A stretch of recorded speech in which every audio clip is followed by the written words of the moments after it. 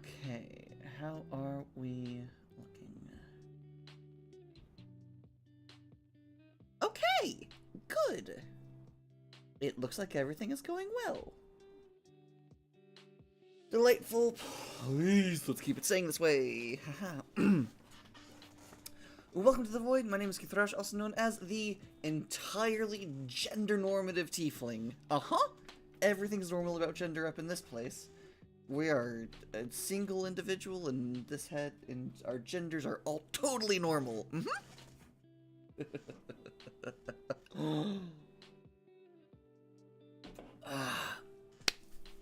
It's not a lie if it's a joke.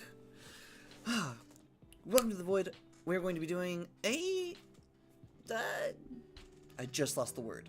Hyperfixation stream. Because I want to do more... Oh gosh darn it, I super forgot to... That's fine. I'm working on my world again, and... I'm going...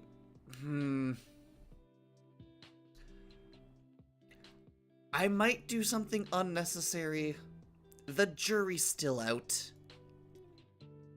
Because, like, there's two things I'm trying to design around in my design brief. Also, I know the screen's currently black. Gonna fix that very shortly. I just have... I needed to, have my tablet started, because I might need to whip out my tablet. And I hadn't done... or I'd forgotten to do that, so... Here we go. And I don't feel like... it's kind of a pain. Today is a day where everything's a lot, so the additional step of having to so the way that streaming on YouTube works, it's you don't have like just one chat link that you have. It's every time you start a stream, if you want to have a chat thing in there, you have to go relink it. And just at the moment where I'm at, it's easier to just keep going. It's easier to just keep going than, like, do... Also, like, then I would have to, like, resend out all the stream links and just... Ugh. Nightmare. So, instead, you get to see the screen be blank for a smidgen.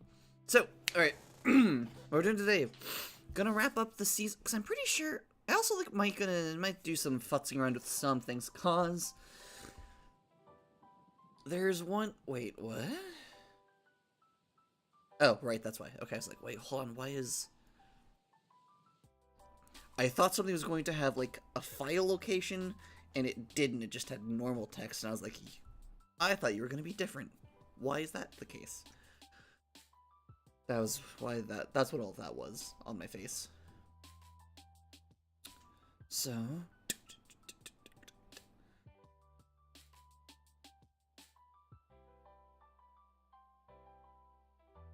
Oh, okay, so that place didn't really have anything going on for it other than the bridge to the place.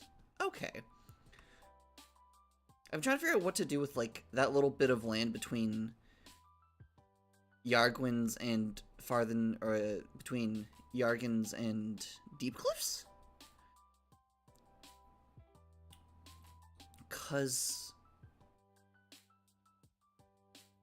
Yeah, nothing's quite there, but also I didn't want to, like, just give it to...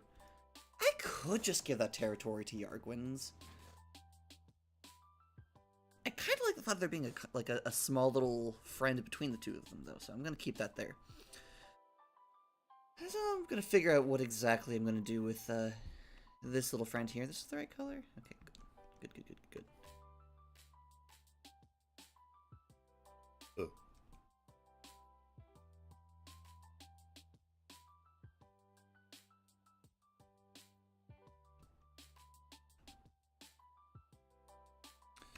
Okay.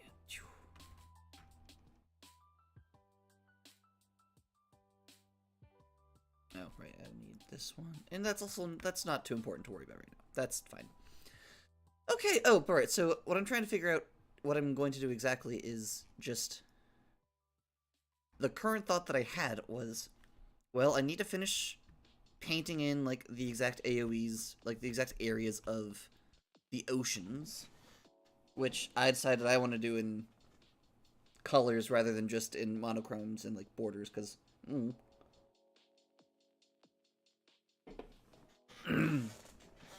I understand why in our older times our maps were not made with colors of ink, because ink was expensive and a bitch to make. This is a magical world where that is not the fucking case. So, using colors in the map. That's honestly genuinely like part of anything that like I do as far as like a design-wise thing is like a, oh well, you know, for example, one of the holy symbols for Enea's holy symbol, like the actual like the symbol itself is basically the outline of an egg with fire inside of it. And that's a little hard to make into like a metal outline thing or whatever. Like it seems like that would be a pain in the butt. So I guess anyway, so due to this is why every temple has a cleric who they specialize in creating holy symbols, and they just using their magic to create like holy symbols if their god is like India, for example, where like their holy symbol is complicated to bring into reality. In 5th edition, this is explained by everyone having every temple having at least one forged domain cleric. But also, fuck Wizards of the Coast. Fuck 5th edition. I'm very glad. Also, great news for those who have been following. Great news! My god, or like my character whose whole thing has been like, hello, God was a dick to my people, so now I'm gonna become a god to kick her ass. We succeeded! After a very long campaign that started way back in 2018, we have finally completed all of our major story goals.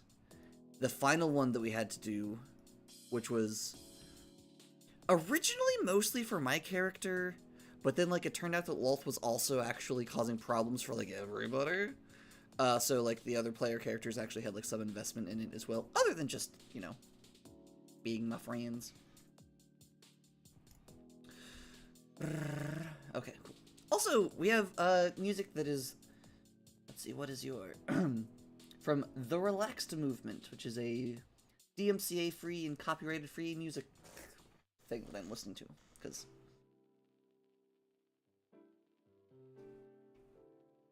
I am not yet good at making music, and slash haven't fully learned how to yet. Is the more accurate statement there. But I could not handle just being the only sound for hours on end. I think, possibly, just absolutely have a breakdown. I think my brain would shut off. Tinnitus is not a fun condition to have, y'all. Let me tell you.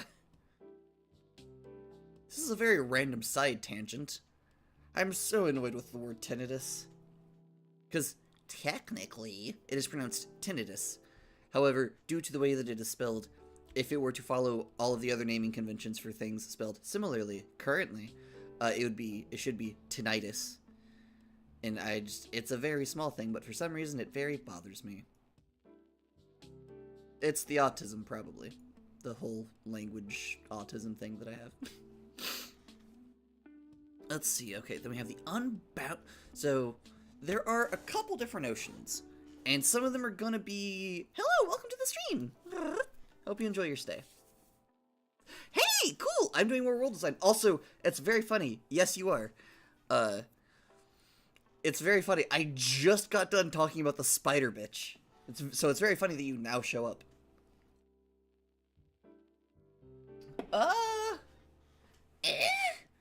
Is it spoilers? Great question. Like,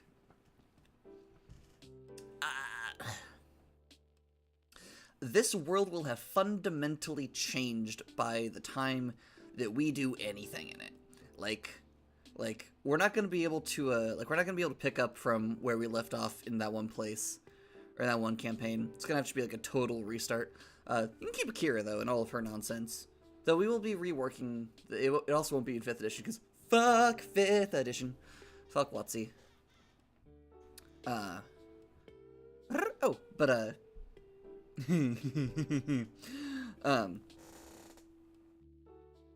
oh, so, like, I don't really know if, like...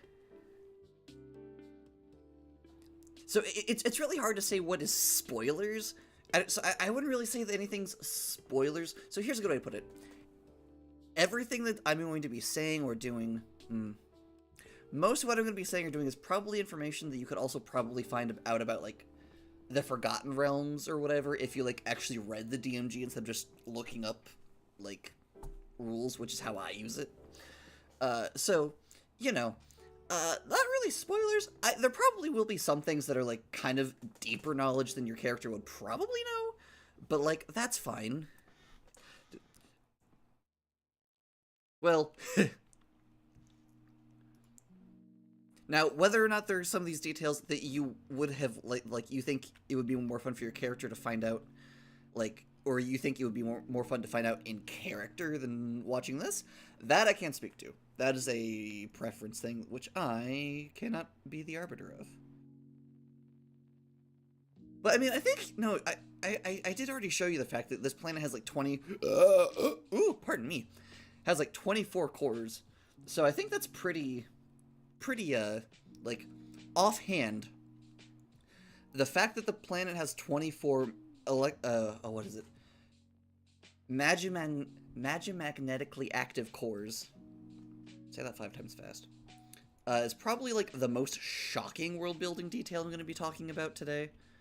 Oh, that are the crypto elves. I don't know if I've told people about I don't know if I've talked about the crypto elves on this channel before or not. So, the brief synopsis. There's a small subset of elves who use... So there's, you know, like, the equivalent of the ethereal plane, right? Like, there's, like, I forget what it's called. I think it's the echo of the ethereal. But, like, you know, there's, like the plane where all the ghosts and junk go, right? There's a small faction of elves that have... This is such a dumb idea, but I loved it, so I kept it. There's a small subsection of elves that use the differences in time flow between our realm and the echo of the ethereal to basically make wine or, like, diamonds, just, like, things that are valuable, but, like, they take, like, a lot of their value comes from, like, how long you can age them and stuff. They use it to essentially, like, age those things, and also, they also do this with, like, investments where they will, like, put investments in, like, the ethereal plane to like, increase how quickly it accrues interest and stuff. It's really dumb, and also, it's very inefficient, and it ends up drawing way more power and, like, needing, like... oh, right, I actually need to turn that text off, because, this, as much as I do love helping people, today's just a hyperfixation stream. This is not organized, this is nothing, this is just me being a dork. Right, but so the crypto elves, while I do love this idea, there's no way in hell that I can make... Well, oh, and they're called crypto elves because they are... Due to the energy expenditures and just everything, and due to how inefficient the process is, it doesn't do them any good. Like, they would be just as well off if they were just doing normal things instead of this. But they're really invested in the ghost chain, and they really want to sell you on the whole, like, ethereal coin that they've developed. They really want to sell you on the idea. Oh, they're horrible. They're wonderful. I love them. I love to hate them, honestly. Also, so, this is where they are. Rang of Arnag. However, that name's gonna change because that was named some. I don't remember what that name means. But it. This chain of islands used to be something very different, so I'm gonna change the name. This is where the Crypto Bros stay. Those trees in the middle are the only vegetation that survive. It's called the Diseased Sea just because of, like, essentially the way that, like, things interact with their, like, weird crypto magic technology stuff. It causes, like, a lot of, like, because it's interacting with the echo of the ethereal, or like the ghost plane, essentially. So it's pulling like a lot of ghost matter into the world, and like that's interacting poorly with things, and so they have made this island and like the waters around their island sick with just all of this ghost matter that has just been poured into it. So it's called, so the sea around their island is now called the Diseased Sea because of this. They're definitely a villain. They're a villain faction for sure. I have even so we have the Crypto Elves, who I love to hate. Then we have Liagerie, which I actually love to love.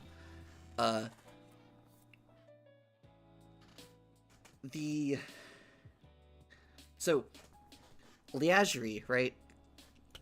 As one may notice, Uspar is a desert country. Like, it's just a massive, massive desert.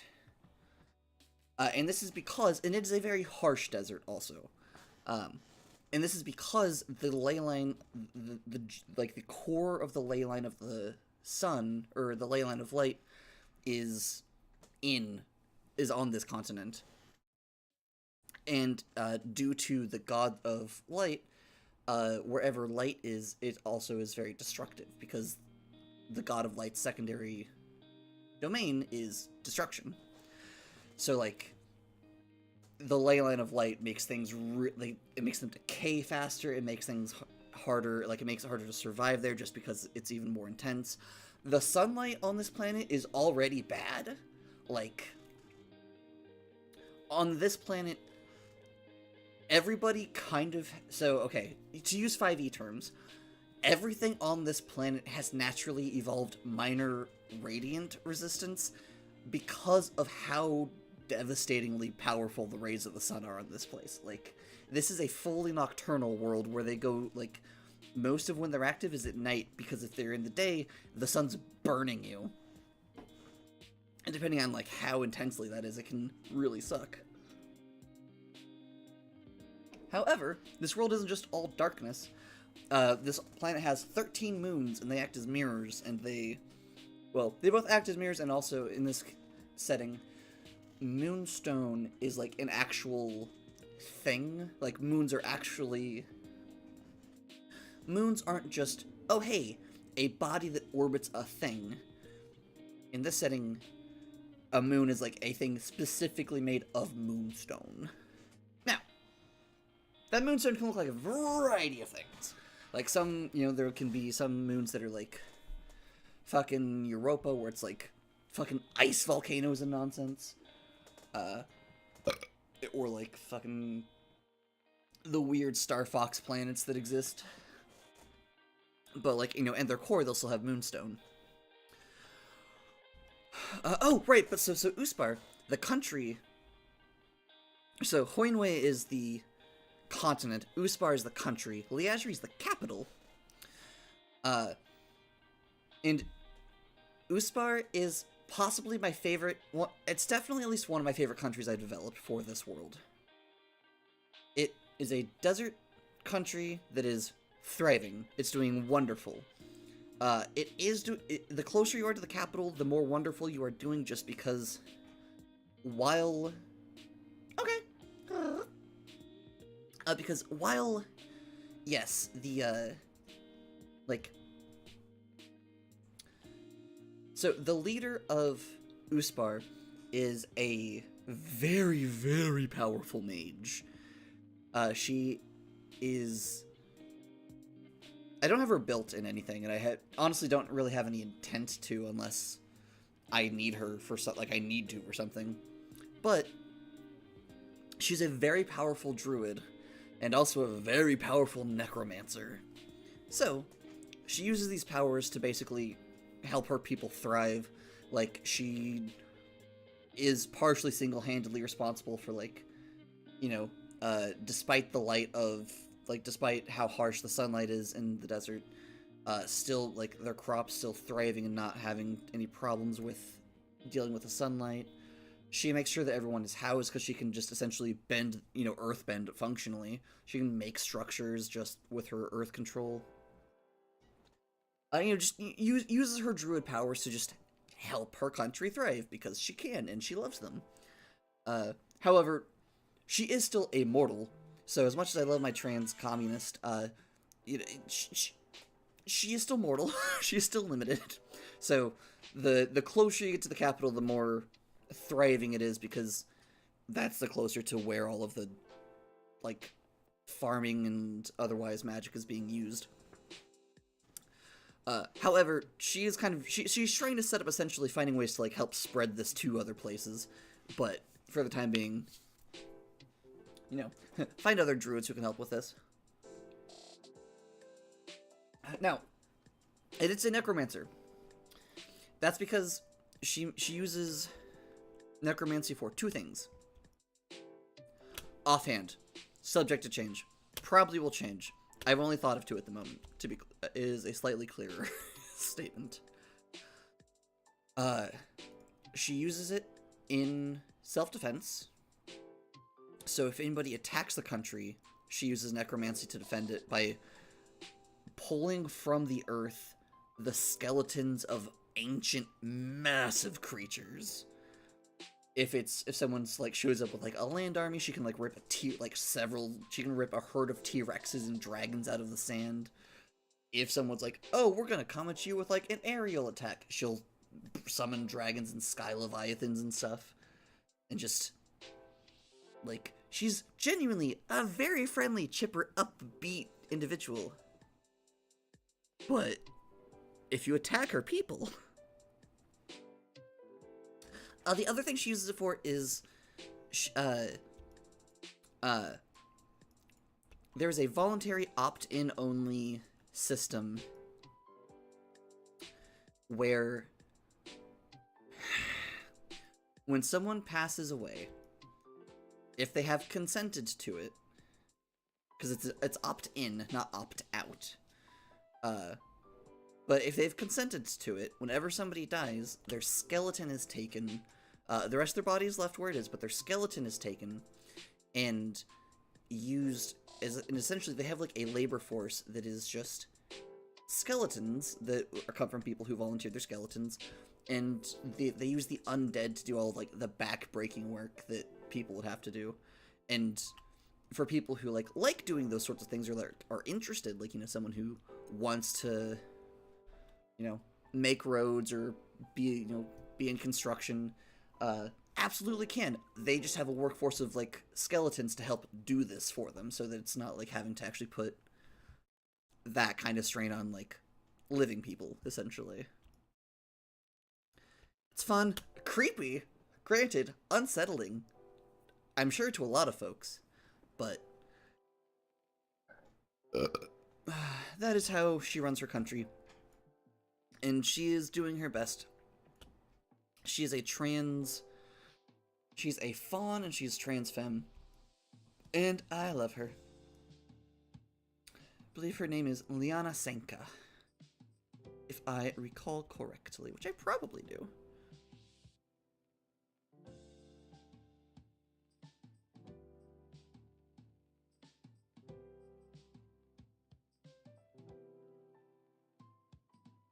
Oh, right. Oh, right. But so I'm a little torn. I super got distracted because I saw that Luce had rocked up, and I was excited to see my friend.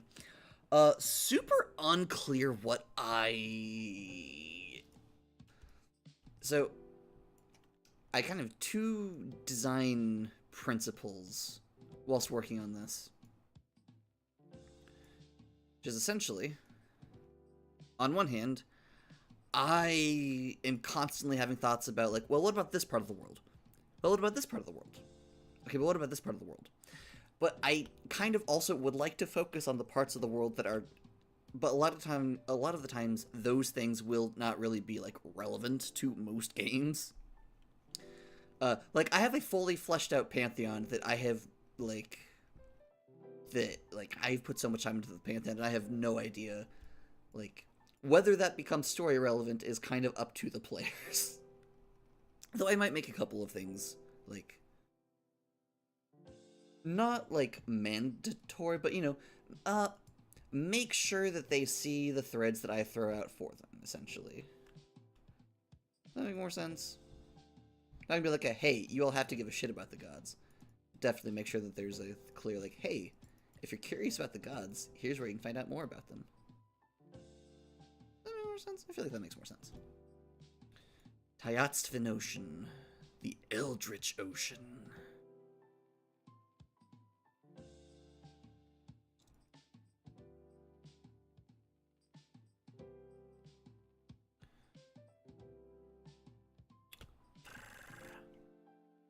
Let's see.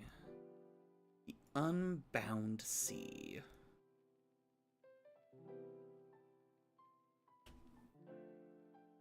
What color do I want to make you?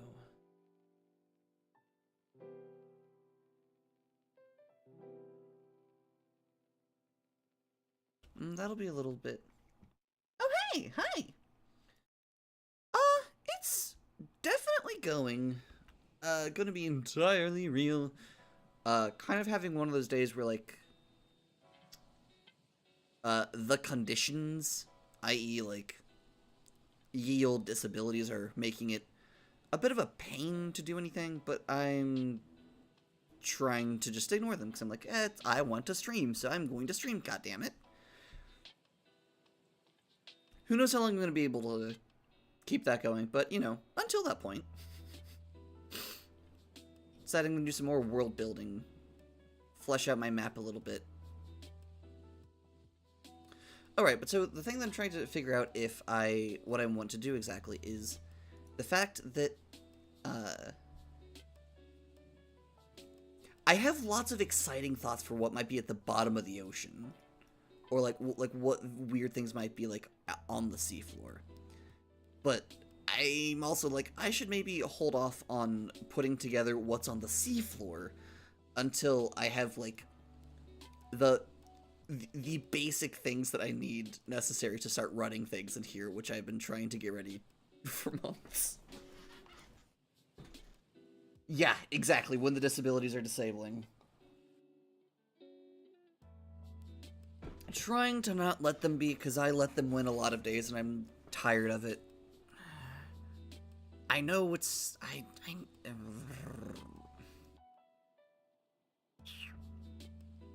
complicated thing of, like, I know there's no shame in,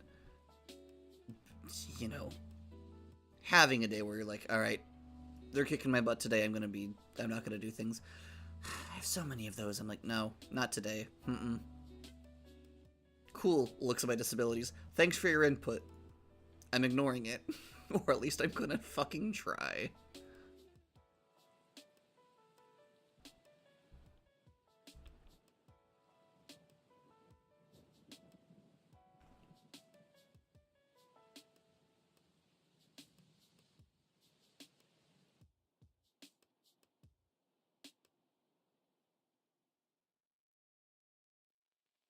Aw, thank you, Luce.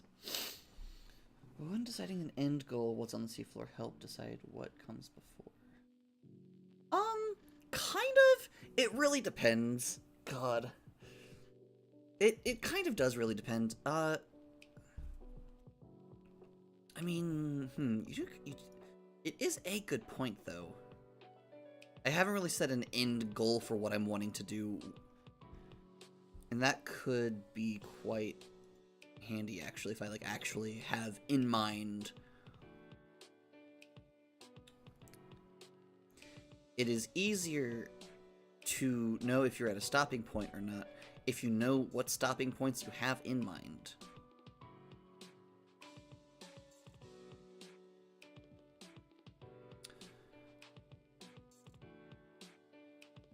Though, admittedly, as far as this map... So, okay.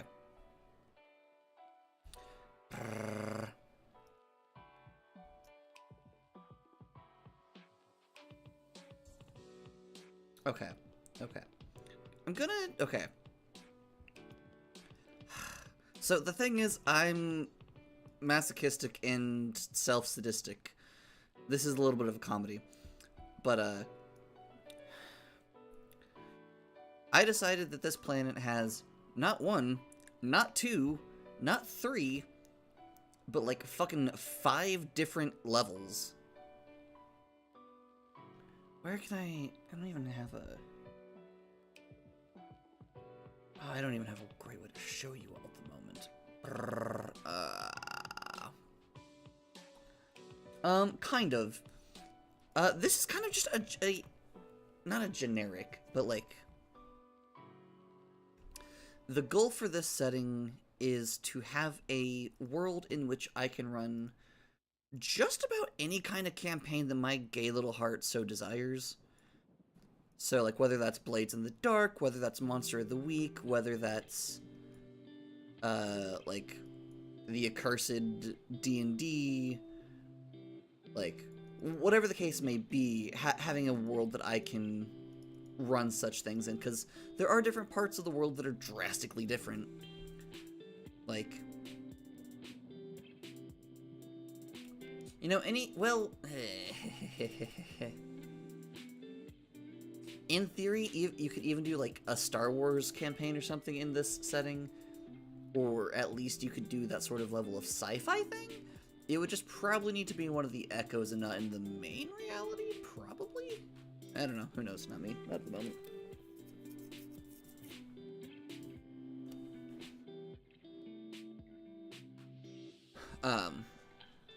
Most notably, the thing I'm wanting to do the most currently is I really want to run a Blades in the Dark campaign for my Polycule. Because I have a really fun idea for them trying to pull a heist on an interdimensional tower. And then seeing where those characters go from there. If they want to, like, keep playing as those characters, if they want to, like, swap out characters and, like, change systems. Whatever the case might be.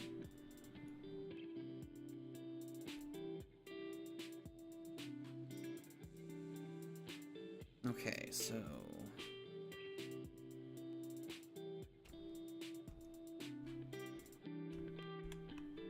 Let's see, overlay. How many oceans... Abyssal Ocean, well, you're gone, you're gone. Now I only want you gone. Okay.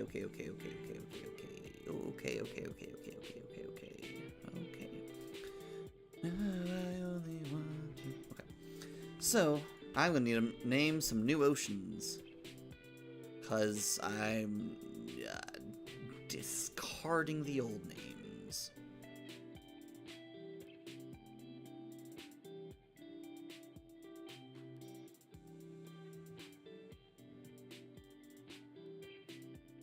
I'm thinking of naming one kind of like the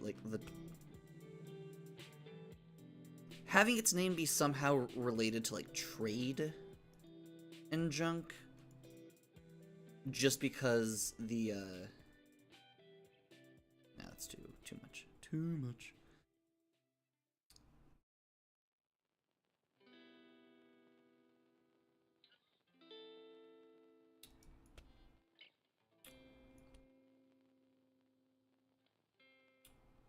Something related to economics, because a lot of trade goes through one of the areas. So honestly, what color do I want to associate with? Let's go with a nice, hopefully nice.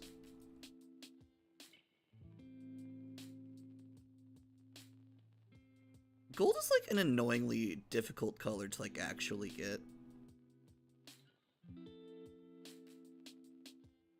There we go. That looks gold-ish. It's like such a weird thing when you like actually color pick like what is gold in a lot of cases. It's... I don't know how to explain it other than to my brain the expectation and the reality are very different things. However, I did decide that I have a So I have a city that is on the ocean floor named Railu, and it sits at kind of like a water, or like a nexus of waterways. And due to this is kind of, how to explain it? They're a good resupply stop. It's a little weird because the actual city is underwater, but they have like a really big, what would you even call it? There's like a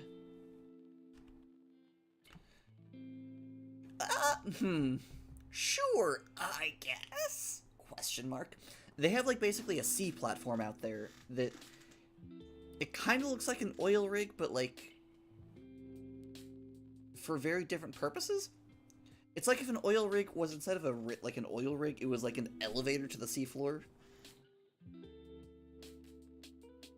Because essentially they have like this platform out in the middle of the ocean that boats can come up and dock to.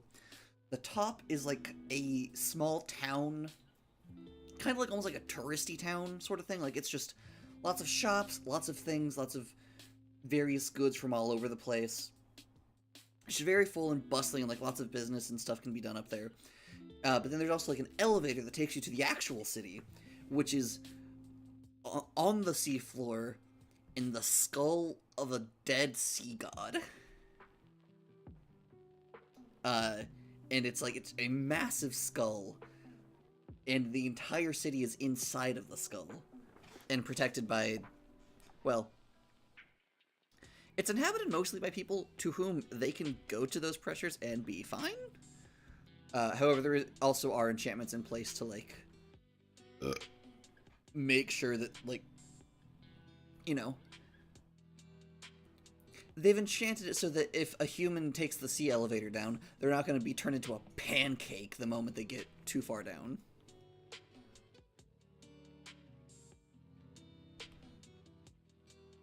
Let's see. Let's make you more translucent so that you stack up even slower. Also, I don't know, you two may find it entertaining, but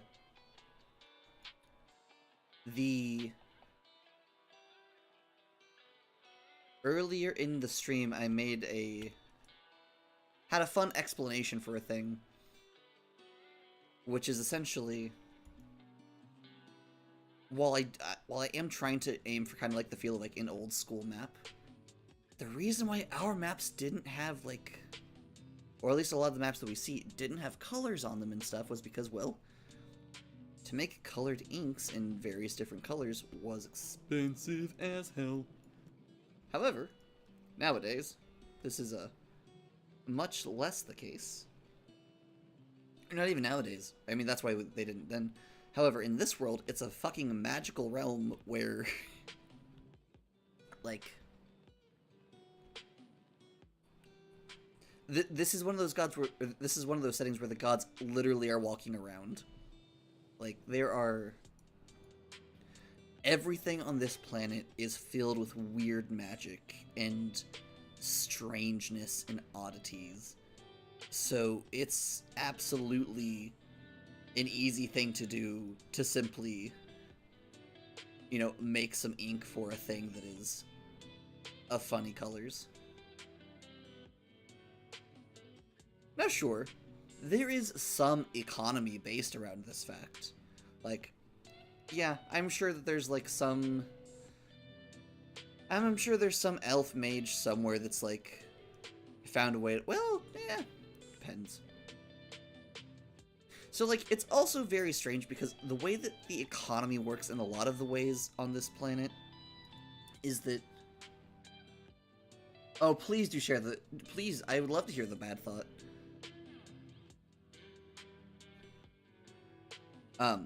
But the way that, like, the, like, economics kind of work on here... I don't understand what you mean, because I have not played Fortnite. All I know about is that you both shoot guns and you shoot guns and build things.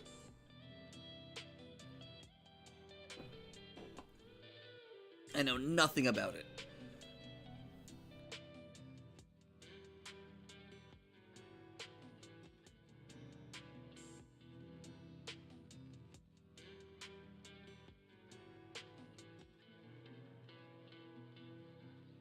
Ah, I see.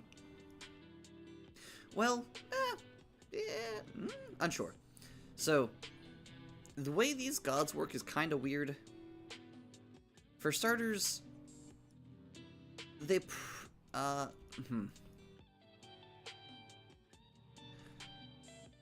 You know, what is actually... Hold on.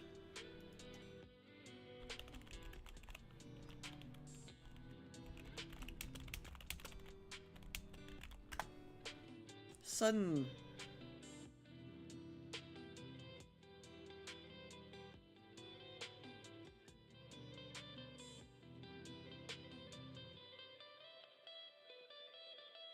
like, very interested in, like, the definition of a word.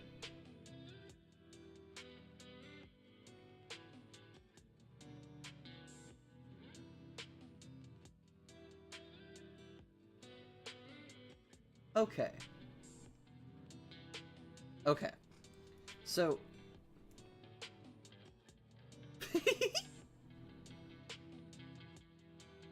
Nah, Hatsune Miku won't be appearing on this one, unfortunately. But... So, whenever... Just due to stuff and things that I was brought up in, whenever I think of gods, I think of, like... I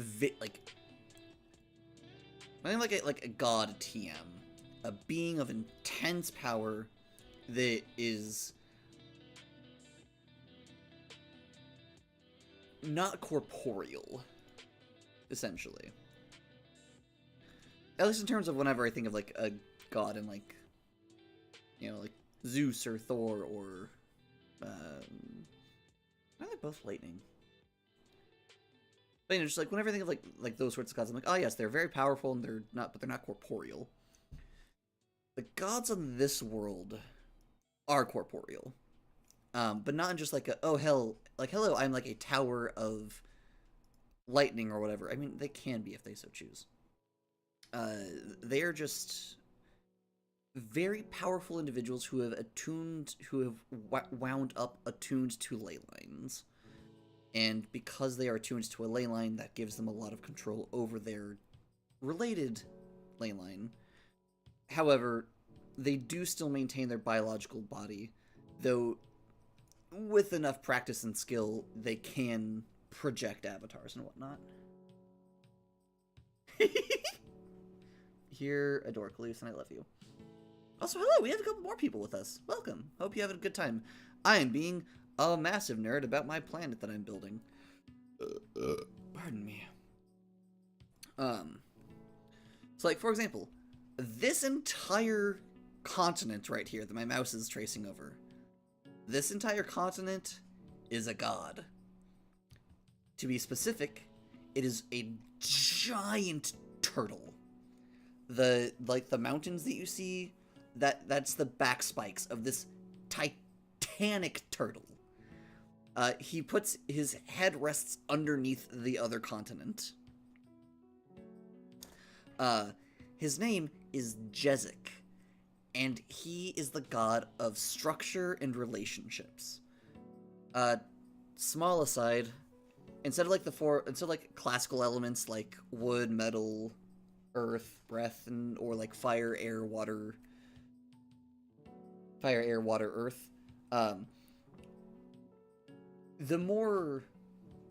it's more of like almost like a chemical version of it almost. So instead of heat, it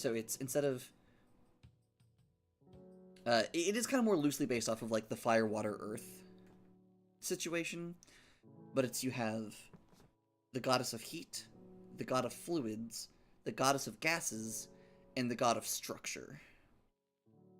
However, to a lot of layfolk, they just call them the fire, wind, sea, etc., etc., etc. Which is technically fair. Technically accurate. Just. So, Jezik is the god of structure and relationships, and Jezik has been alive since before dinosaurs evolved on this planet. And dinosaurs are still alive on this planet because fuck the meteor that took them out.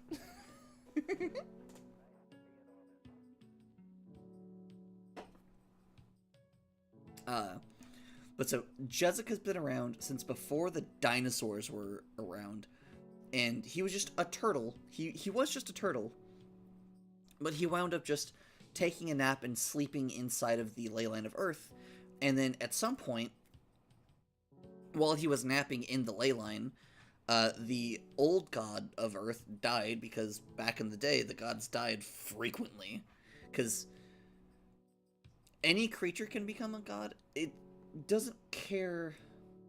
The ley lines don't care what something's creature type is. They don't care if it's an amoeba. They don't care if it's a dragon. They just want whatever is most closely aligned with the like principles that that ley line kind of is focused around. That's what entity that they want to be attuned to. Though being closer to the ley line also helps, because it's just more efficient to be like, well, our most ideal candidate would be this person across the sea from where this junction is. However, there's also this other candidate who would also fit just a little bit less well, but they're like they're right in the thick of it, so we're just gonna go with them because it's more efficient that way. Yeah, just kind of just woke up a god, because the previous god of Earth got got by something. Don't know what. Now it doesn't really matter what. Oh, sudden thought, though, I'm not really too concerned because clearly clearly you all can still hear me. Okay, cool. I just had the sudden thought of, oh, I didn't fuck with my mic before I started. I hope that it's going through the right mic. Studio mode. Yeah, that will work if I need to.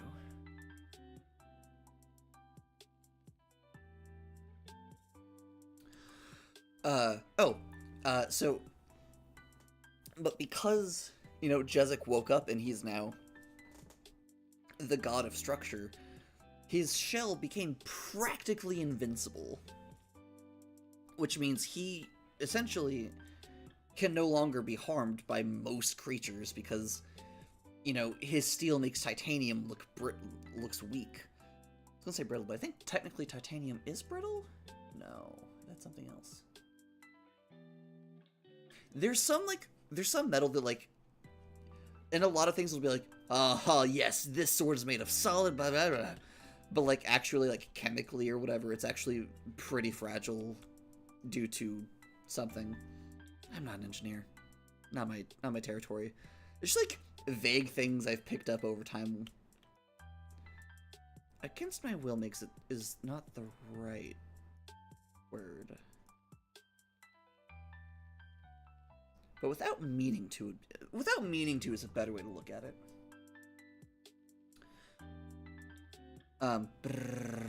Oh, right, but so Jezik has just been constantly growing, because turtle that has nothing that can threaten it, just constantly getting bigger and bigger and bigger. And now his physical form is that entire continent. For a lot of reasons, Jezik doesn't move much. Or at least doesn't move his physical form much. He long ago, figured out how to do the whole avatar thing. So, he's been good on that count for a while. But, not every god is at that point. And not every god will be at that point, because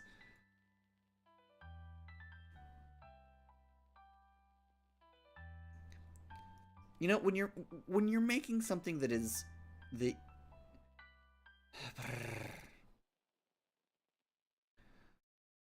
stories need a source of conflict. So when you're making a setting, you have to think of sources of conflict.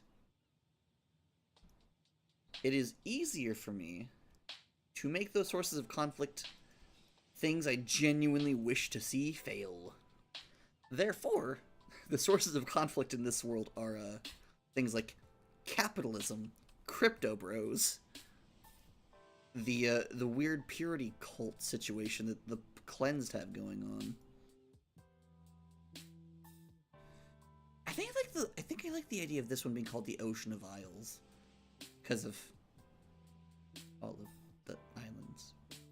Honestly, I think I'm gonna kind of make it to where even if you get in closer, there's even there's even smaller isles.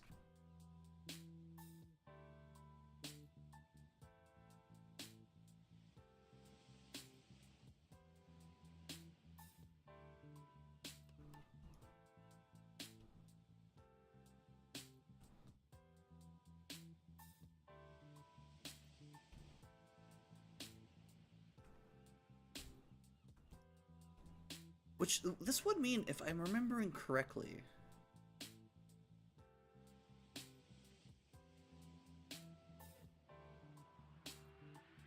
I believe this would imply that there's a volcano, a large underwater volcano somewhere around here.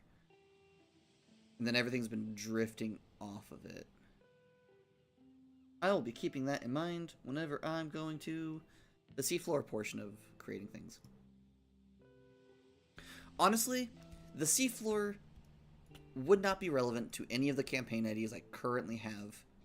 Brain, do not give me more right now. I do not need that. I don't need that. So, I'm not going to do the seafloor. But I am going to do the underground at least a little bit. I'm at least going to get, like, a couple of things started going on in the underground. Hello! Oh, that's my girl thing.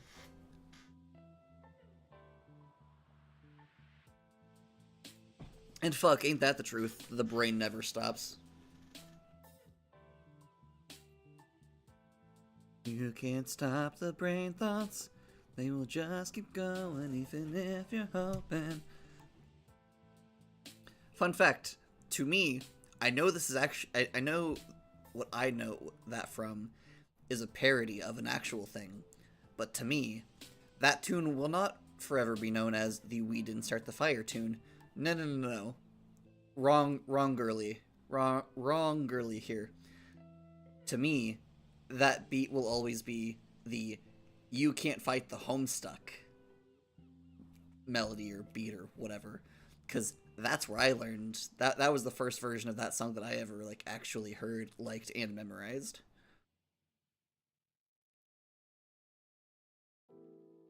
I also still have I have most, if not all, of You Can't Find the Homestuck memorized.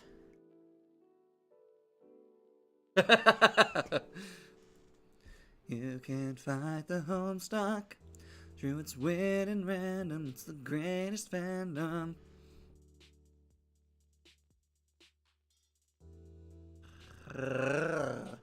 It's such a fun song.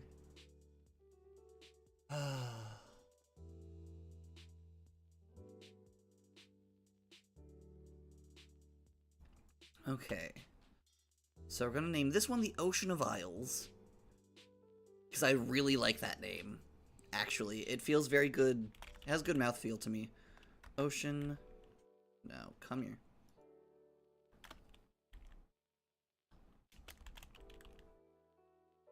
Ocean of Isles.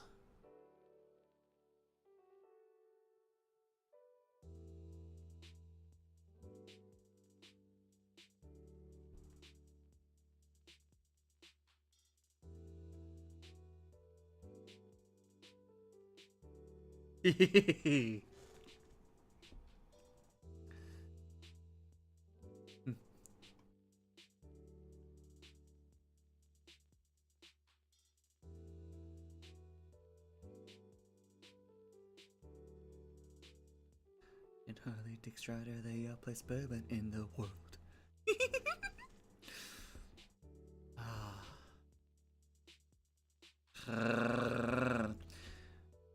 Honestly, it's not my favorite fact in the world about myself. However,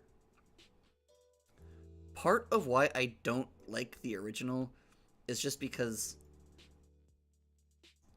I constantly overthink about just in general shit that's going on.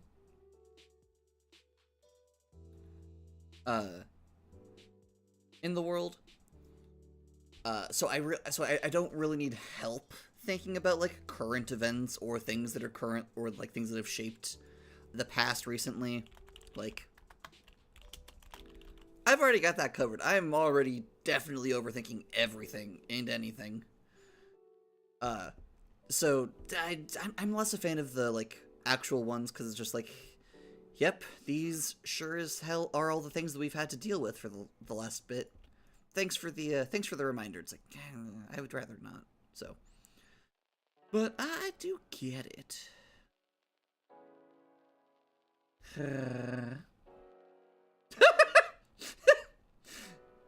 God, making a version of that for the Avowed Hands would be nuts. Let's see. I would need to dig up what Nora's character's name was, just so that we can have, like, enough names to fuel that. Oh, I know you could, too. Dork, doofus, nerd, I love you. Why do you still know that off the top of your head? That name's not been relevant in, like, 6 years. I love you.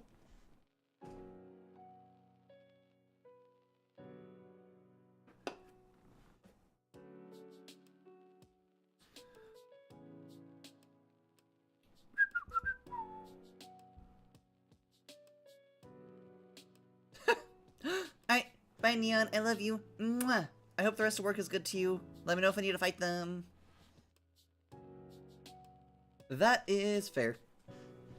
Honestly, I will also say, I was kind of waiting because I didn't want to do this while Neon was, like, here, because she's my girlfriend. However, I do need to take a quick bio break. So, I'm going to switch over, so I'm gonna be AFK for just a bit. But then, I will be right back. So, boop.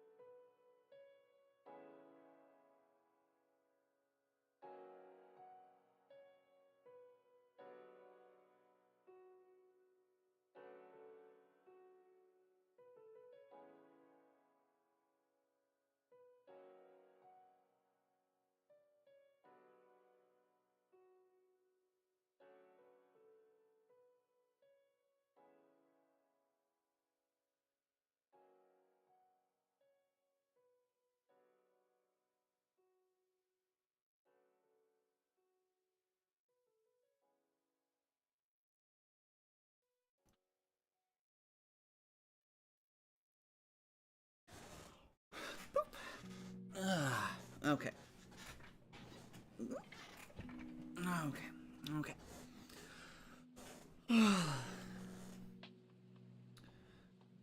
And we are back. Turn off this.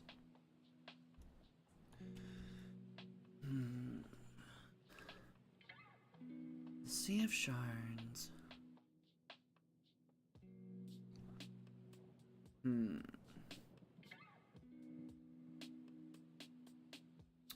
Sure. I like that plan rather a lot, actually, Brain. Yeah, no, good. Cool. So I know what I'm naming this ocean. I'm naming this ocean the Iris. Because...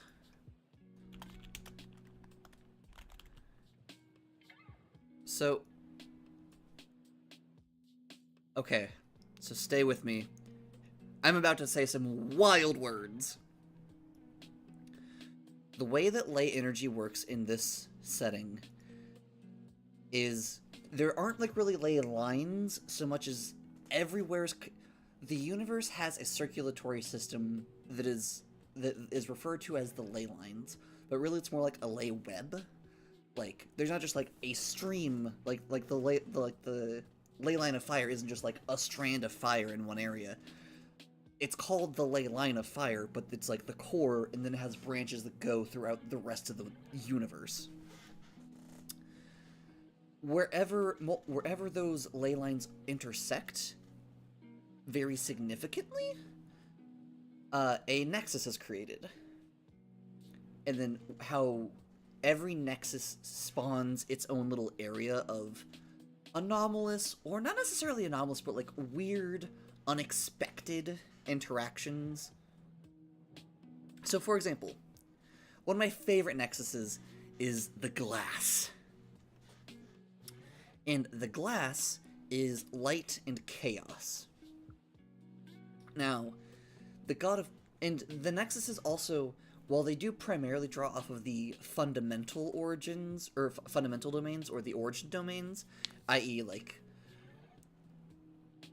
the domain that reflects like an element of reality, they don't exclusively go off of those. So, for example, the ley line of light in chaos. The god of light's origin domain is light, but his personality domain is destruction. The goddess of chaos's origin domain is chaos, but her personality domain is life. So,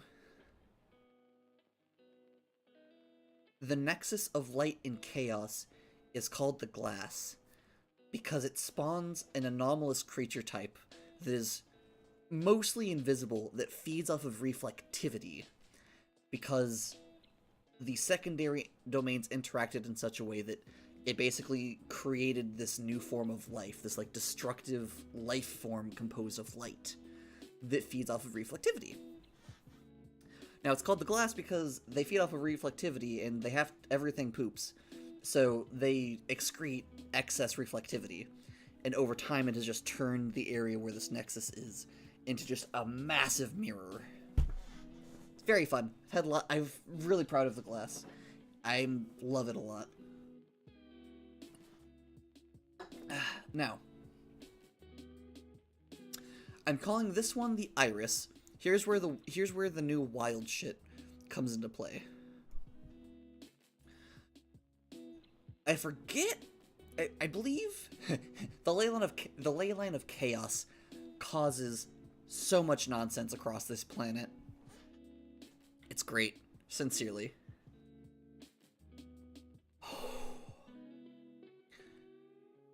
The nexus of chaos in water is surface tension, because surface tension can do some bullshit. I was looking up random weird things that water can do when I was researching stuff for this nexus, and boy howdy, does surface tension allow for some nonsense. Therefore, because every junction kind of like amplifies things to a much larger degree than normal, the junction of chaos in water is very, very, very, very, very deep underwater, on the seafloor, in fact. And the nexus for chaos in water, while its element is surface tension, I am in this moment deciding that its colloquial name, kind of like how light and chaos is colloquially called. That's such a fun, fucked up word, colloquially. Anyway, but much like how light and chaos is called the glass, water and chaos is called the pupil. because at the junction of, or at the nexus of water and chaos,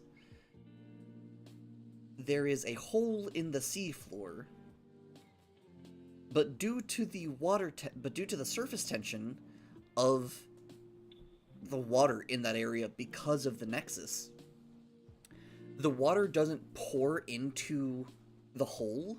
It's just a hole. Like, you can. It's very weird because gravity is still pulling you down, but so like if you swim down there, you will swim out of the water if you go deep enough, and you will just fall into the cave beneath. And there's actually like there's a whole city village. There are people who live beneath the pupil that they use deep sea fishing tactics, actually. I call it gravity fishing. And it's called gravity fishing because what they'll do is they'll string up lights and like bright like torches and other bright things to attract fish and creatures to will be attracted to the light, and they'll draw them out of the water, and then they'll fall into nets that are set up. So they call it gravity fishing. A little less cool, perhaps, than you might expect from the term, like, gravity fishing, but... and now, so I'm gonna call this the iris, because this is the, like, water that is above the pupil.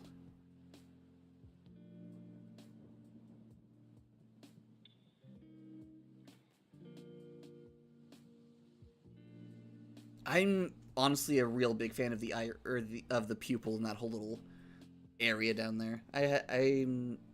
It was very fun to plan out and figure out, and I am very pleased with the ideas that I have come up with for that.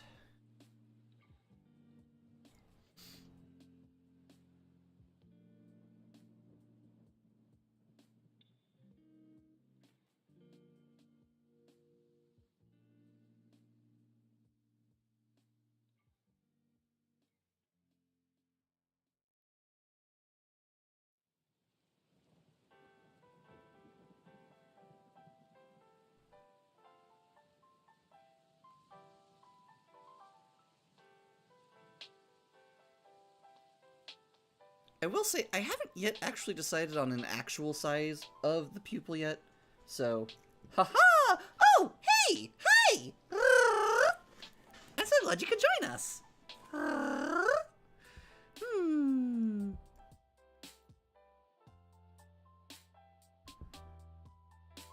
Okay, so we have those, we have the diseased sea.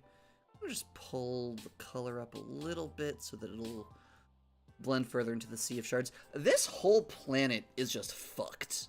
Also, because like, all right, I don't need this overlay anymore because I'm done with that image.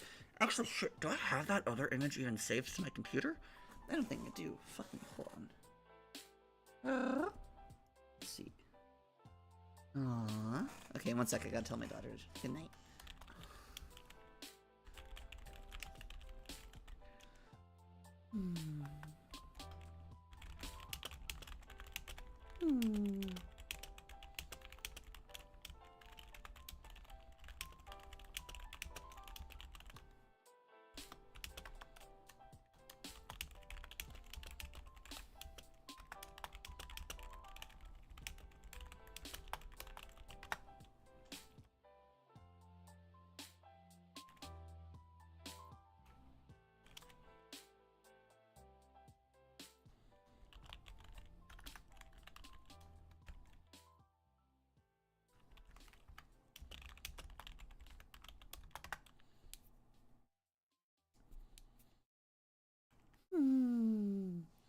Okay. Okay, now I need to find... Oh, you know, I suppose, Luce, you do have access to this file. I could have simply asked you to go grab it for me. But that's fine. I am already in the process of getting it. So... Because, for Luce, for your context, I am grabbing the diagram of the inside of the planet. which I just realized I actually hadn't downloaded into my document folder yet, which is a mistake on my part. Small disclaimer for everyone who's coming into this now. Today is a bit of a the disabilities are being disabling type of day, so a little scatterbrained. Pain management is helping the pain, isn't helping the scatterbrainedness, but that's fine. You shouldn't be saying... Okay, cool. So...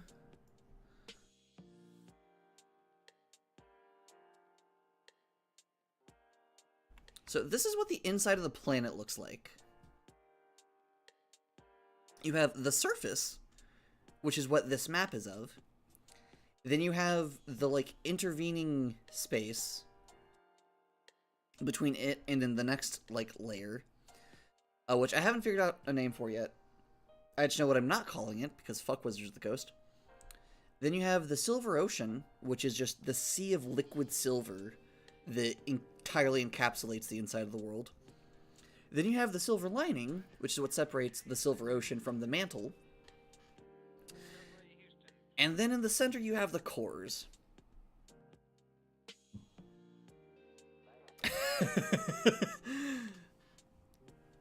Look, I'm fine calling things the crust. It's just fuck Wizards of the Coast specifically.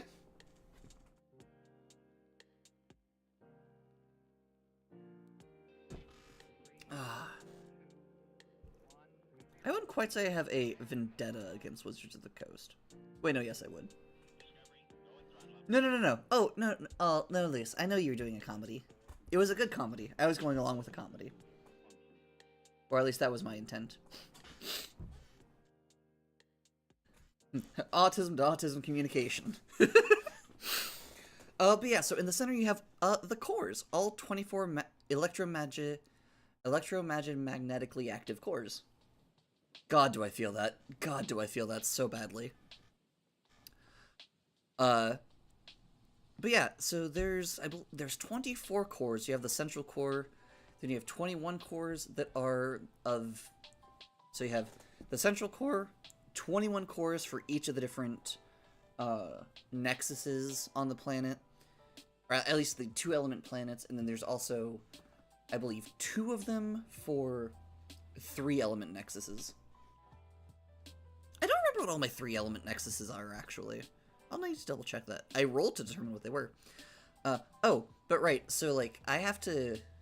So I will eventually be making a map for, like, every single layer of the world. But, you know...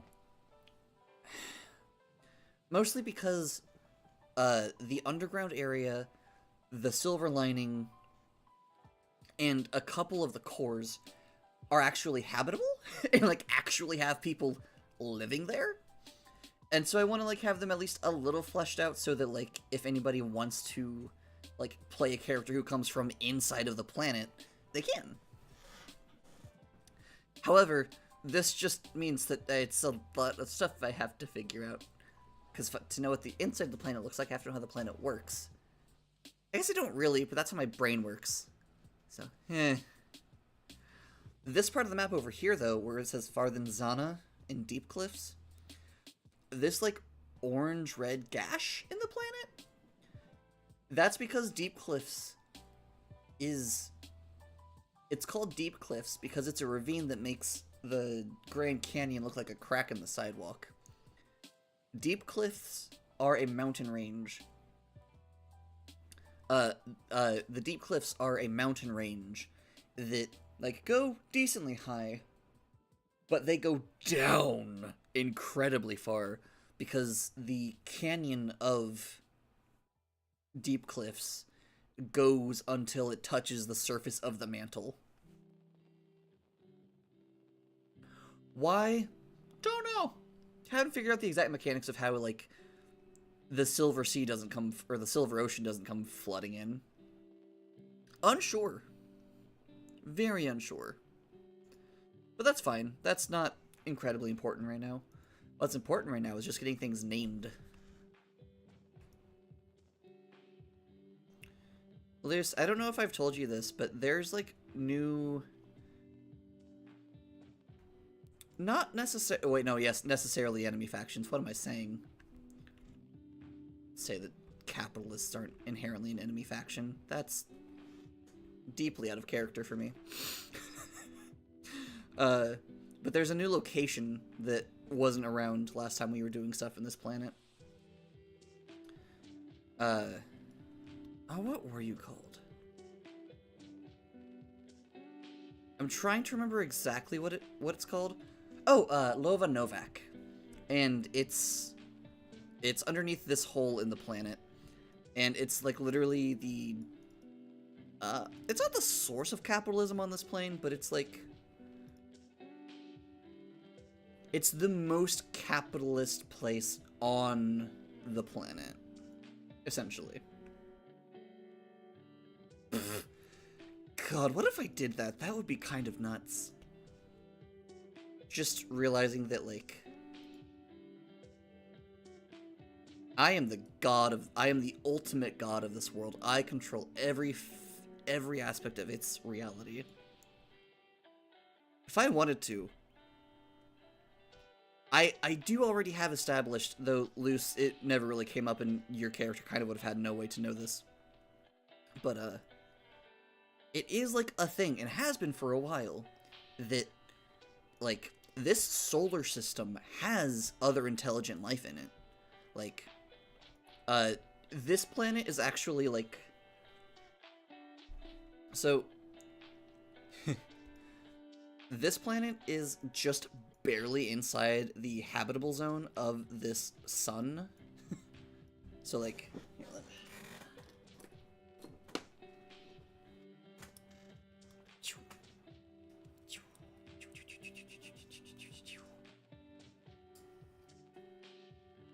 Okay, so... Cool. Wonderful.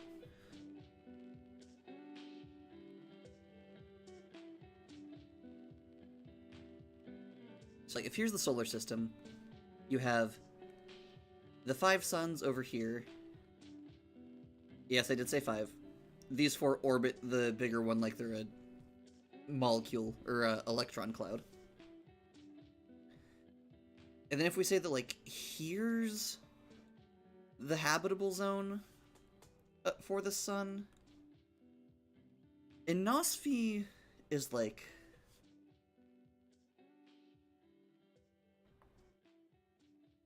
Like, if we want to say that, like, this little band...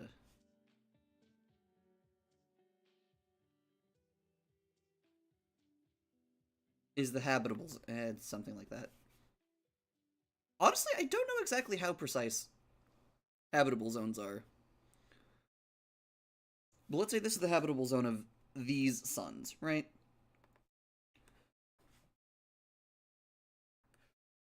This planet, the one I'm actively working on, that one would be, like, right here. Like, just barely inside of it. And honestly, I guess it's technically... It is just barely technically all the way inside of the habitable zone. Like, it is right on the edge. Versus there's another planet that is very well in the middle of the habitable zone. However, that planet has other issues, like the fact that I gave it, like... Choyama has other problems. Like, it's... No, come back here. Oh, come on. There we go. Choyama has other concerns. Like, the fact that I gave it, like, 348 moons because I rolled to see how many moons that it had, and I rolled an absolutely ridiculous number of moons. So it has literally, like, 263 moons or something like that. All around this one planet. And it's,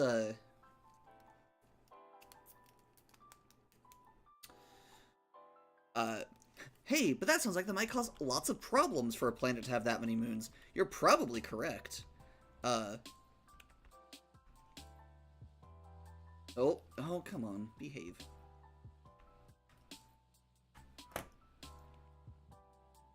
Hello? Wonder Draft. There we go. Thank you, buddy. You good? You gonna be okay there?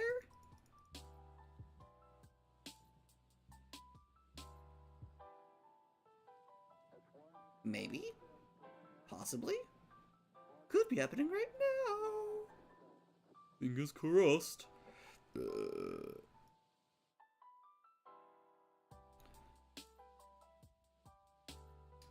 Oh, but yeah, so this planet is just like all sorts of kind of boned because it is in a... It's already like in a precarious spot just due to like where it is.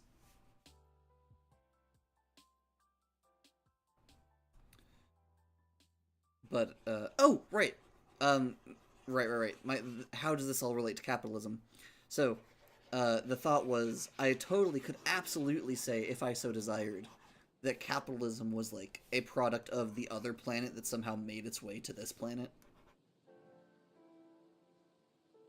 I don't know if I quite want to do that, but the thought of doing that is deeply appealing, I must be entirely honest.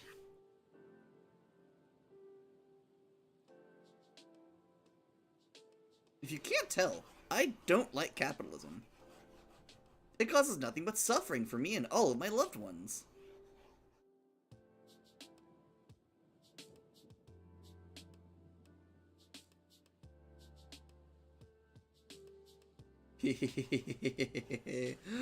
God. Apparently also that's like...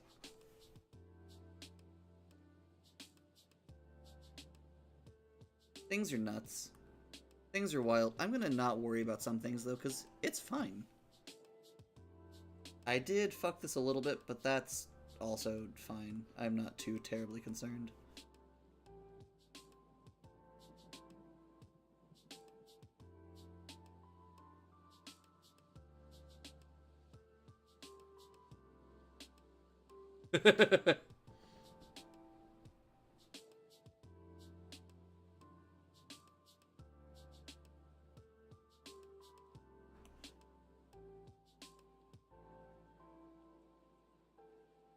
Oh man, what a depressing theory. I would super understand actually, but gosh, I really hope that's not why we haven't found alien life. Just because they took a look at us and they were like, nope, we're good. Oh man, that'd suck. Like, please? Some of us don't like it here either. But that's why I'm trying to make this place better for them. Because can't hold out hope that the Atheni are going to suddenly become real. Though if they did, I would be on their side so fucking quickly. Hello, you tell me you're here to come wipe out capitalism and scarcity and all this other nonsense? Yes, please.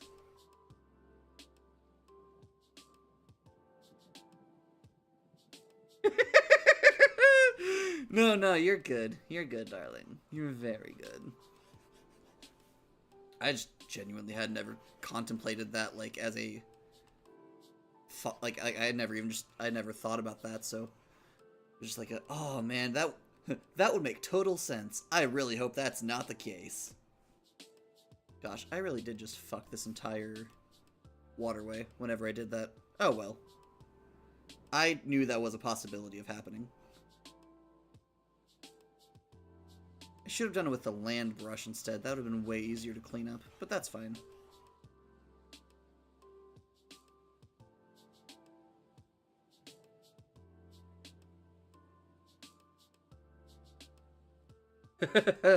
God, what a fucking mood. Look, I mean, of course I'm gonna be on the Atheni side.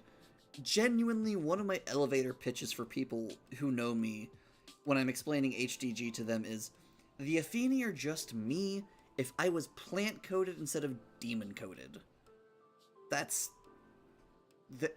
it's like literally like name and aspect, and I'm like, yeah, that's... yeah, correct. But this one does... Yes, I'm aware. But this one's plural. I'm very well aware. But this one has a thing for, like, really intense shit. I'm aware. You might not be aware of that, but I'm aware. Just like, the Atheni are great, and I love them so much, and God, do they make so much sense to me. I, too, want to just take care of my loved ones and keep them safe and be able to solve all their problems and, you know, give them atomic compilers that can let them just create anything they can imagine. I would love that so much. Because I want to see my family thrive. Because I love them.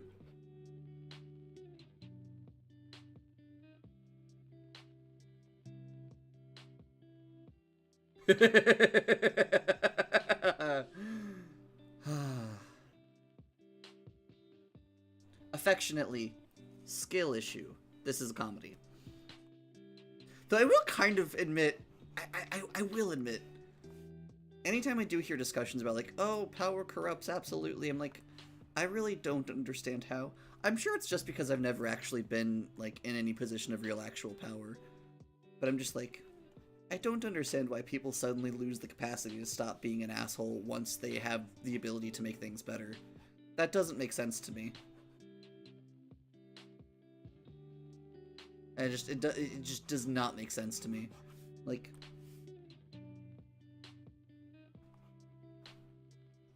something, I think it's less about the power and more about the types of folk who go after power. Also, like, another thing with, like, IRA, where it's, like, part of why IRA has been so meticulous with all of her things is because of this because of this part of my philosophy specifically, which is, like, just because you're in power doesn't mean you stop giving a shit about people.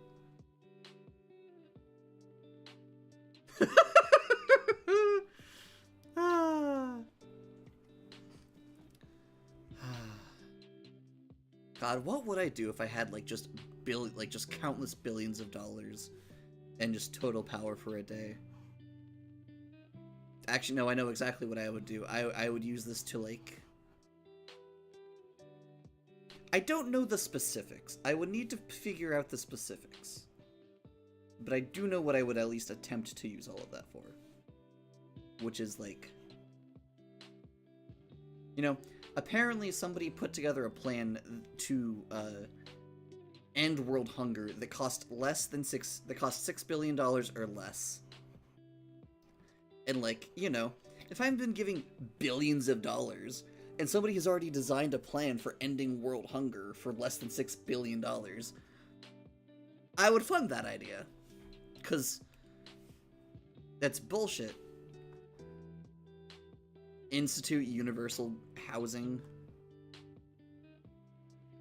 I mean, hell, what would it look like if I was in power? Luce, you've read HDG. It's not that hard to imagine. It admittedly, it wouldn't be exactly the same. But like, the overall themes of like, people aren't suffering, people are like, able to pursue their dreams, people can body mod the shit out of themselves. Oh, that sort of junk would be same.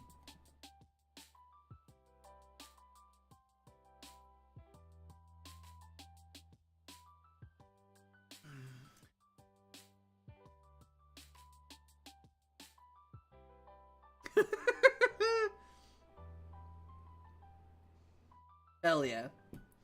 I also have an HCG fic. I need to get back to writing. The general synopsis of it is, so the Ascension program is a canonical thing. Also, if you're like a minor and you're watching this, don't look up what HTG means. I've covered my ass there. Cool. Moving forward. If I... oh shit. Oh, I have my own HTG fic that I'm planning, which is... essentially, the central concept of it is... one of the guiding principles is the Atheni always win. I'm not gonna make the Atheni lose. But what if it was a draw? So, and then the Ascension Project, so canonically, the timeline essentially goes, there's all this shit that goes on in this reality, this universe, and then at some point, the Atheni are like, you know, this place is, like, we really like this universe, however, we're sad that it has an expiration date. So you know what we're gonna do? We're going to invent a better universe. We're going to design a machine that will allow us to create a new universe so that the heat death of the universe would mean... Okay, so honestly, the Ascension Project is kind of the Afini acting like the theoretical paperclip robot that goes out of control. For those of you who are unaware with this concept, essentially it's a thing where it's like, if you gave a machine unlimited power and only the precept of make paperclips, it would run haywire, like converting everything into paperclips. The Ascension Project is essentially the Afini operating on a sort of similar logic to an illogical degree, where it's like, hello, the heat death of the universe would mean that we are taking care of less people. Therefore, we are going to make another universe where the heat death of the universe will not happen. Which is... Honestly, that's just as logical as my cleric going, this god was a dick to my people. I'm gonna become a god and kick her ass. Equally plausible, equally logical. And so, but as part of this project, which is where... So my fic takes place as part of this project, where essentially... they're like, you know, one of their experiments to deal with dimensions goes a little haywire, and so one of them ends up shunted into a weird pocket dimension that they have no idea of where they are, how they got there, what to do, what the rules are. And also, HCG is very solidly a science fiction setting. There are some bits that are like fantasy themed, but it's always very distinct that it's like, hello, yes. This character is turning into a wood nymph, but it's because of very specific HRT that she's being given that has turned her into a wood sprite, rather than like magically being turned into a wood sprite. It's because of science, not because of magic. It's very clear on this point. Very, very clear on this point. However, or like the vampire fiction, where it's like a, hello, yes, this is in fact a vampire, but a science vampire, not a magic vampire. Still can't go out into the sun, but is a vampire, and not because of magic. However, this central thing is, hello, welcome to this weird-ass dimension. Magic exists here. And then just the Afini going about general Afini business, and then being shown that they are not perhaps as indomitable as they believed.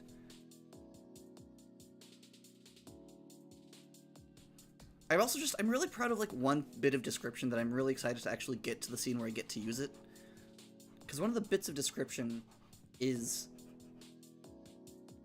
TLDR, HEG, they have funny little special implants for ensuring people can like have their meds taken care of and otherwise.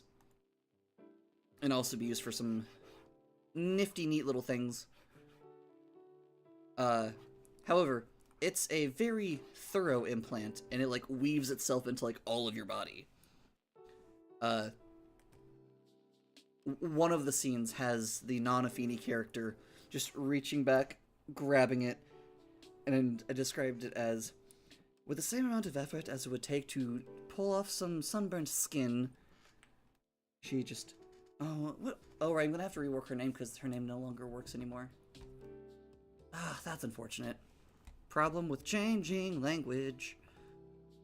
I named the non-Afini character in my funny little conlang, but then my conlang has updated, so I need to update her name. Fuck it, I'll still keep her old one, but, you know. After she decided that it was time to show that things weren't quite as they seemed, Eleanor's reached behind her neck and, with the same amount of effort as it would take to remove a bit of sunburnt skin, peeled the implant from her body with a sound not unlike when you remove the skin from an orange.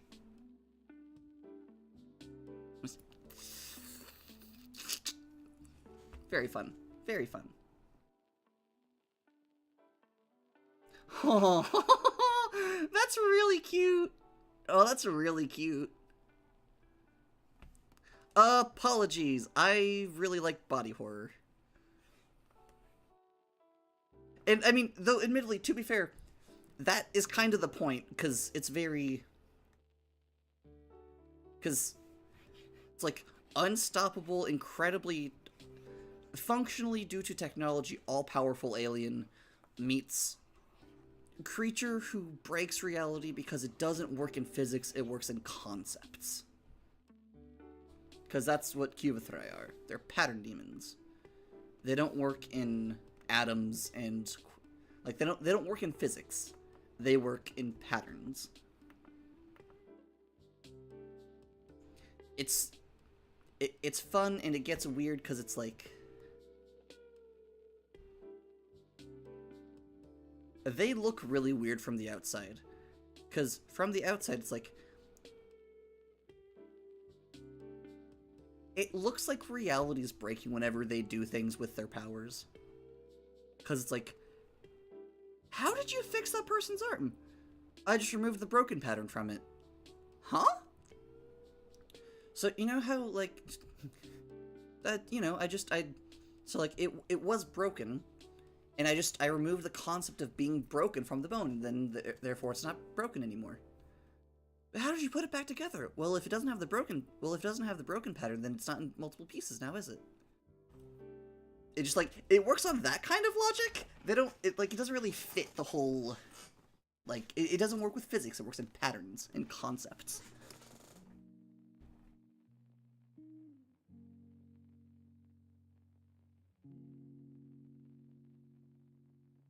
Oh yeah, but so, like, you know, I also, like, kind of, yeah, honestly, yes. That is another way to look at it. Yeah, I set the broken variable to false. Yeah. Let's see.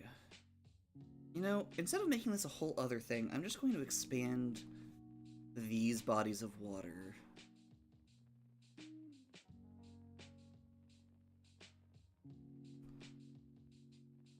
And call it a day.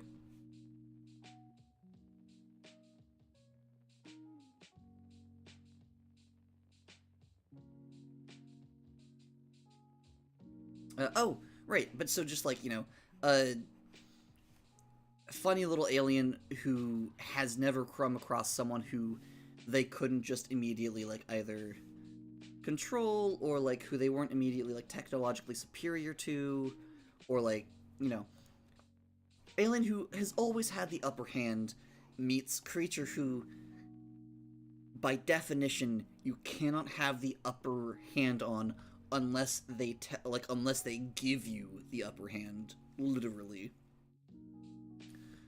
I have also referred to Cuvithrai in the past as consent demons, because if they don't want...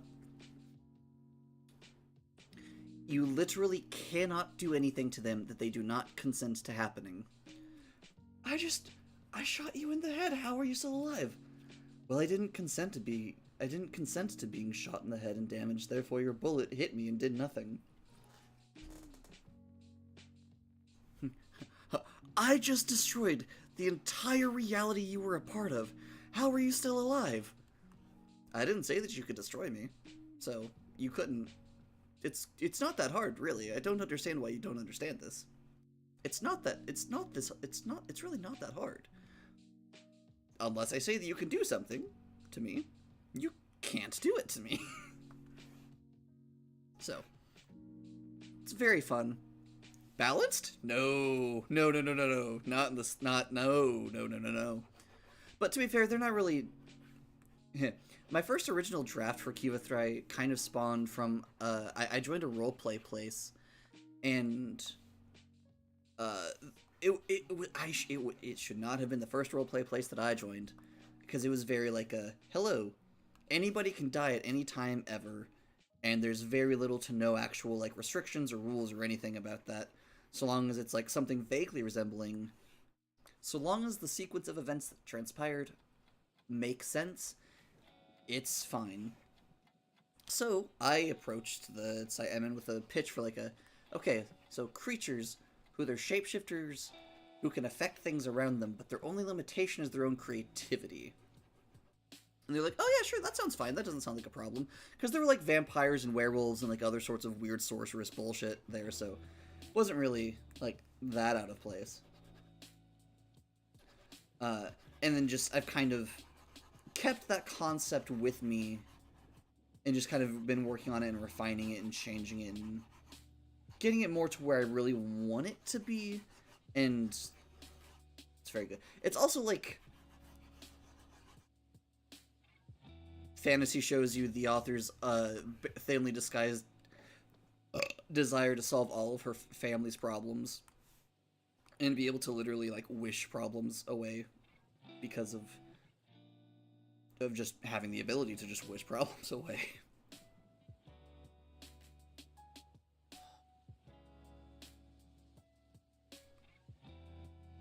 Let's see.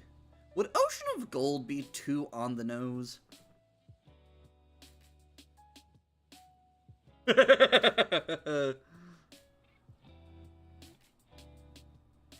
Why was Frieza screaming in the background?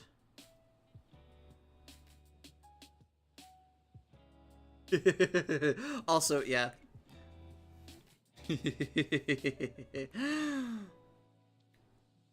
I am very good at being creative. Hello, I just captured a god because I was creative recently. Ah, I see. Yeah.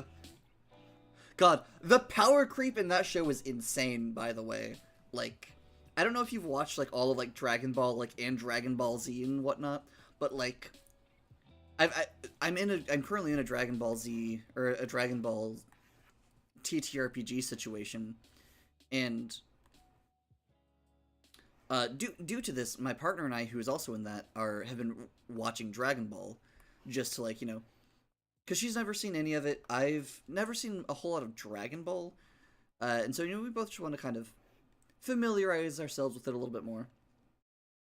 And it is hilarious, the power creep, because, like, in Dragon Ball, like, we're all aware of, like, at this point, we're probably all aware of, like Dragon Ball Z, like, the massive fights where they're, like, charging up attacks for, like, 5 episodes, and then, like, it's massive energy attacks and whatnot. Fucking starts out as just a funny little monkey boy, like, learning how to do martial arts and, like, being abnormally strong. Like, the power creep is truly nonsense. It starts from, like, oh yeah, I'm gonna compete in the World Martial Arts Tournament because I trained really well, to, I'm going to destroy your miserable planet! It's like, how did we get from point A to point B? I really do not understand how we got to this point.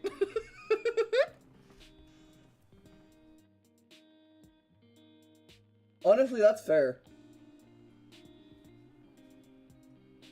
I tried watching Dragon Ball Z Abridged. At some point it became too much, like, I don't remember when, but I was just watching it one day and I was like, they have done nothing but scream this entire episode. I'm kind of bored of it, and I never went back and watched more of it.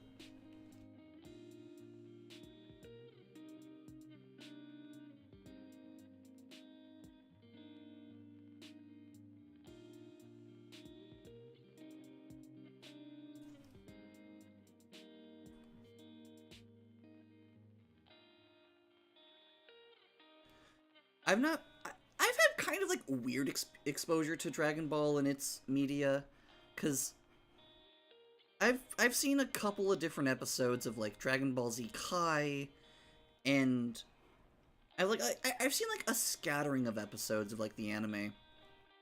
However, most of my exposure has been through the video games, which they really like to retell the Z story specifically for some reason. And so, like, I'm pretty familiar with the story of, like, of Dragon Ball Z specifically, since Dragon Ball Z is, like, one of, like... Dragon Ball Z is functionally, like, a season of the whole, like, Dragon Ball thing. Dragon Ball is, like, just the original, like, series, and then, like, Dragon Ball Z is, like, season 2. Kind of. It's season 2 of the last 5 ages.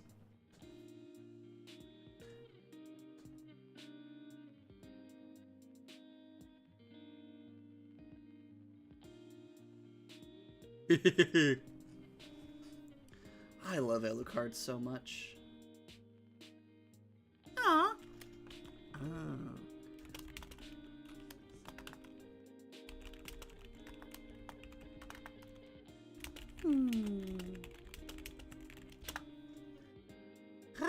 I am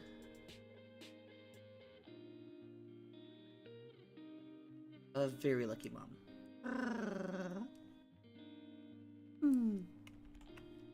I had misinterpreted a message from one of my daughters. I thought that I thought a message she had sent meant that she was going to bed. And she's like, oh, no, I was just hoping that your stream went well. I was like, oh, okay. Because, like, it's getting kind of... For people who aren't nocturnal, it's getting a little bit late here, so... Thought she might have been headed to bed. I love my baby so much.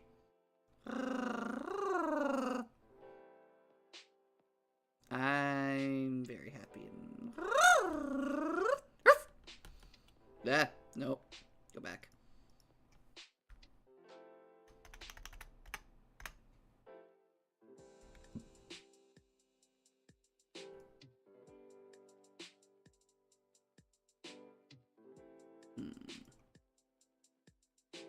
Let's see, because with the overlay on...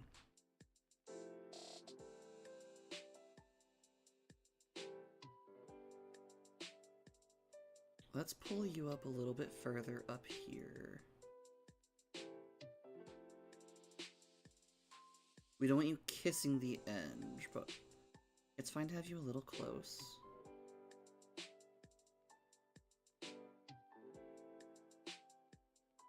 Okay, and then we can bring you out and over a little bit.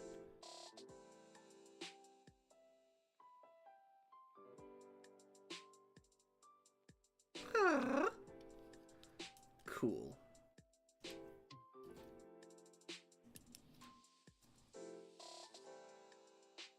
Yeah,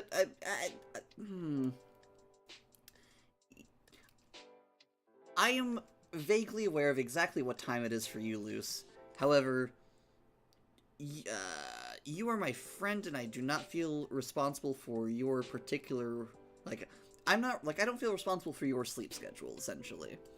I'm not technically responsible for my daughters at this point, but, you know, at least I like trying to make sure that my little ones get to sleep on time. Let's see, which ley line were you? Oh, I'm gonna need to remake a couple of these. Because we have Earth. Oh, you were probably Wind. So we have Earth, Water, Light, Darkness.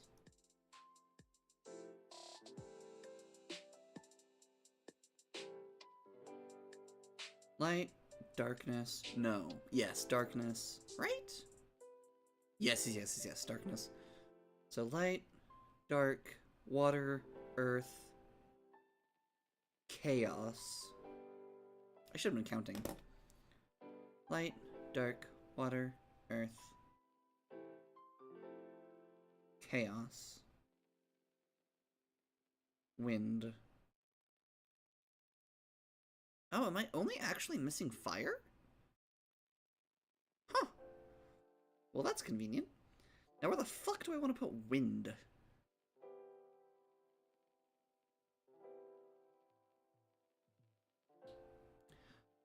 I mean, I suppose that's still considered, in my book, that's still considered late.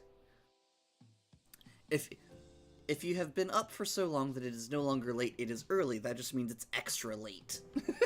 That's the way my brain interprets it. Because it's not tomorrow until I go to bed.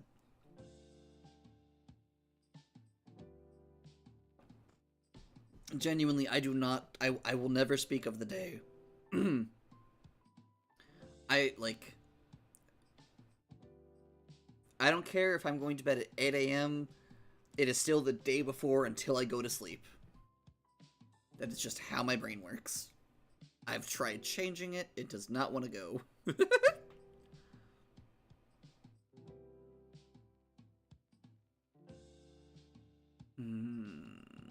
Where do I want to put the ley line, the core of air?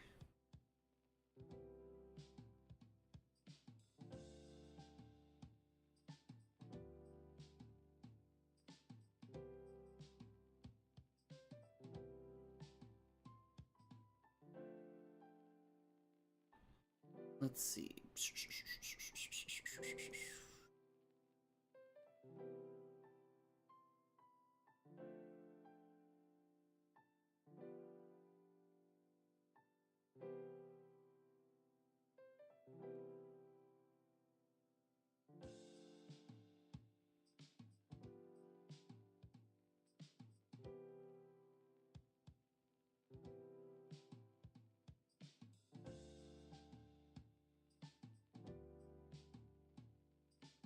One, two, three,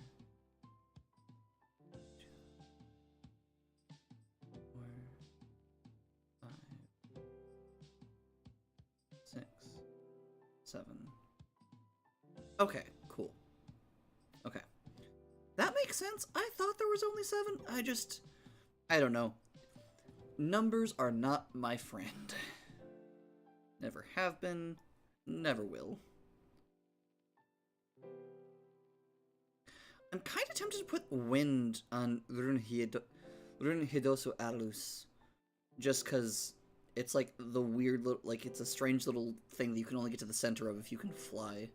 So it kind of makes sense for the core of air to be there. Yeah, no, that... Oh no, there's no judgment. It's still late. It might be early, but it's just because it's real late.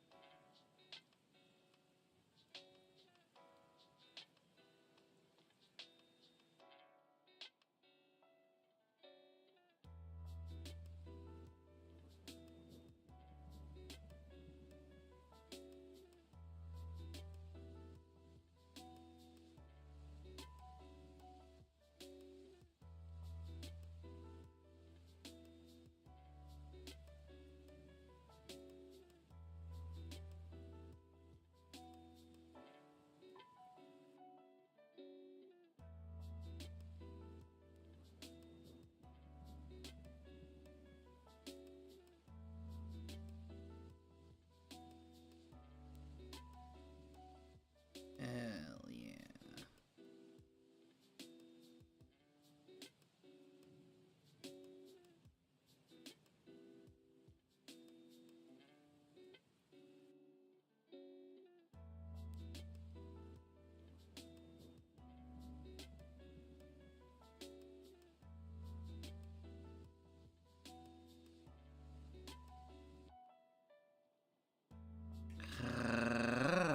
I do need to rename a couple of things, but that's fine, I'll do that later.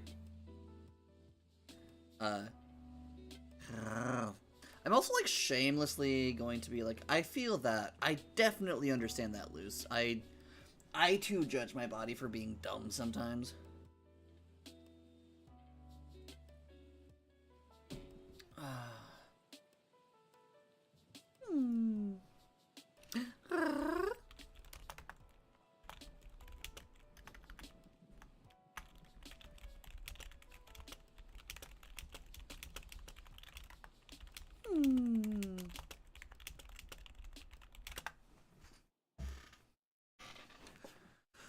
Okay, so for example, originally, this town over here, I think I have in my notes somewhere what this says and in what language. However, I'm going to be changing it because I'm going to be, because I'm changing, so...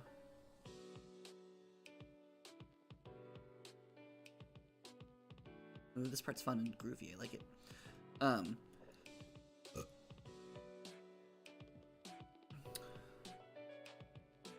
so, one of my favorite properties of all time, I mentioned this before, talked about it before, have a Let's Play of it, kind of, because it decided to crash halfway through and I have not... Gosh, I should maybe sit down and actually try to figure out what the fuck is going on with that. It's been years. But Hellgate London, one of my favorite games. It's very fun, very cool concept. I very wish that it would have been... I very wish that it wouldn't have had the unfortunate history that it did, because it was such a cool concept. I'm fine. I'm fine. I'm cool, I'm fine, I'm fine, I'm cool. The short version is the core concept is that hell has invaded Earth, and it's like demon apocalypse. Hell's invading, everywhere is fucked, and you are trying to go around and help people. It's very, as per many MMOs, it's one of those intensely power creep things where it's like, you go from, ah yes, I'm helping people survive, to, hello, I'm fighting the demon responsible for the invasion. Also, so, these funny little trees and these funny little islands in this funny little weird area. The crypto elves have discovered, essentially, all of these islands, the reason they're so charred and burned is because the crypto elves have this weird power system that they have created where they can use trees to they can convert sunlight and moonlight into arcane energy. It just requires trees that draw energy from the surrounding areas, which is a problem because it leaves the areas looking like this. That's why all the trees on their island are dead, except for the central ones.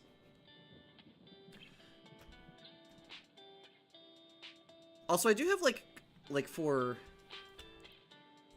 slightly more light-hearted campaigns, have a quest line, which more or less boils down to, hey, the hyper-capitalist crypto elves are really pissed that the communist girl isn't letting them, isn't letting her...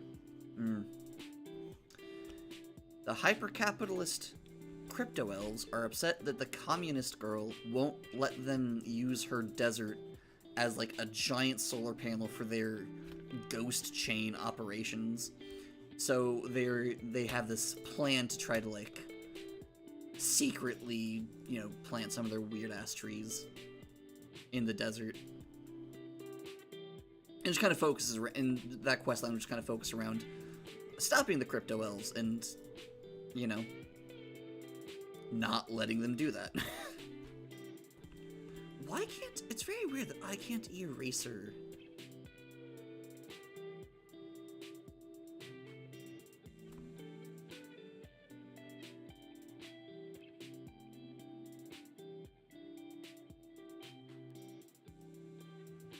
Or was I doing something... Wait, hold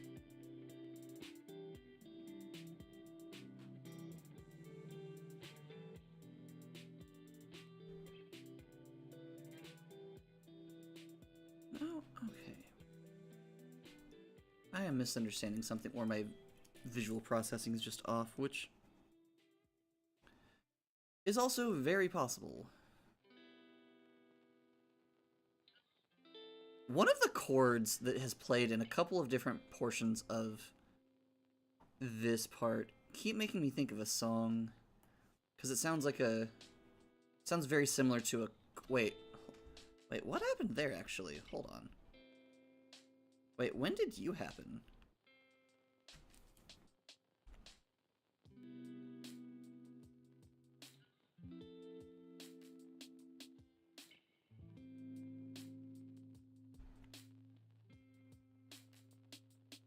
Wonderdraft, come on. Oh, please don't crash. Okay. Don't know what happened there. That was weird. But okay. Everything's fine.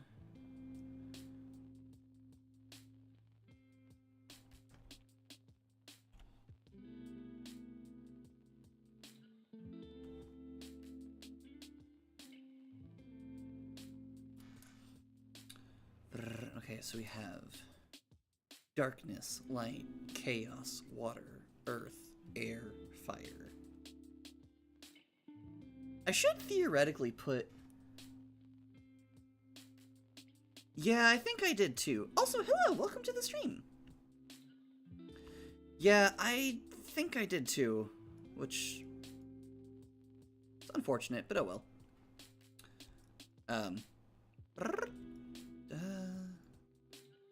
God, trains of thought are very hard to keep today. I'm very happy with this map, gotta be real. I am very happy with this map. God, look at this nonsense world. I love it so much.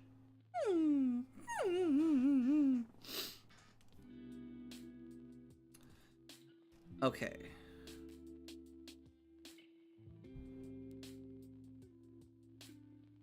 I really should hide the audio mixer in OBS. I keep seeing the motion and thinking that it's, like something, and it's not. Alright, let's see. Good. What's a good name?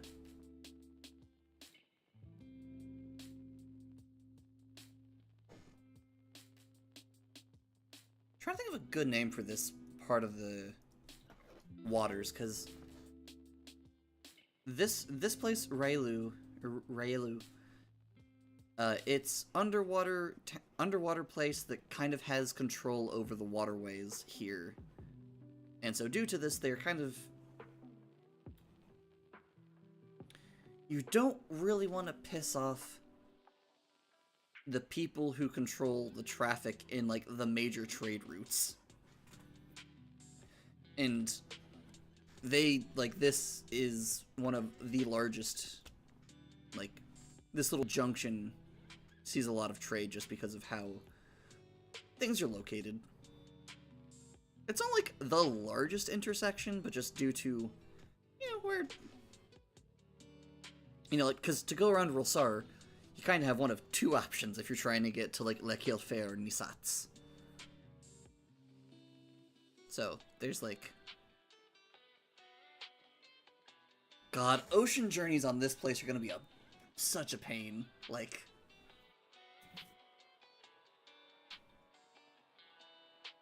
I also need to find out, like, I need to find a thing that will let me basically plug in a map and then, like, display it on the like, on an orb.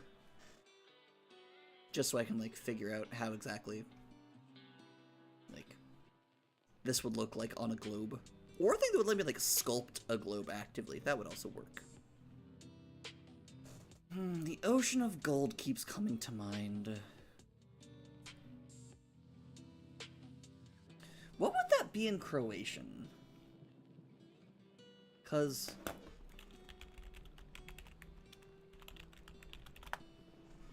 that's kind of my old go-to is, if I don't know what to name something, name it in Croatian. I could also name it in Kuvitrai, but I don't know why I don't want to do that. The Fiscal Sea. Do kind of like that.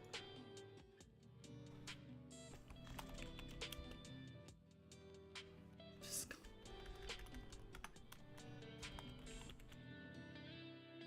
Oh, right.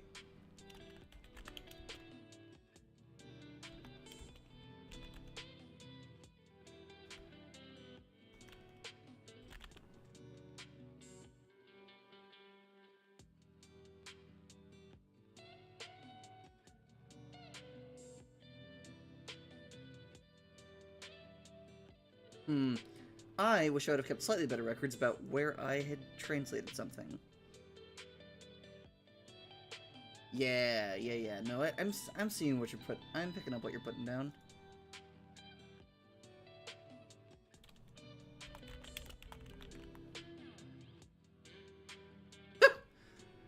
Oh, both of those. That's great. That's wonderful. Okay, cool.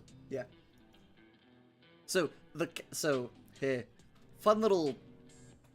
This, honestly, I don't think this is really spoilers. It's just like a fun little like detail.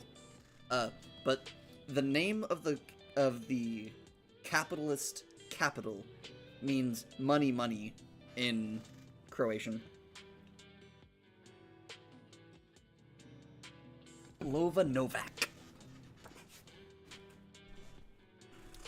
Let's see. What's the word for C? Oh, that's just... More? No. I didn't worry about naming it later. Money. You know, I think actually that might be good for the time being as far as this portion of the map goes. I think that might be good. Of course, then comes the question, what do I do next? And I'm having thoughts on that. I'm gonna go back through and fuck with names later. So for now, I'm gonna save to the continent break file.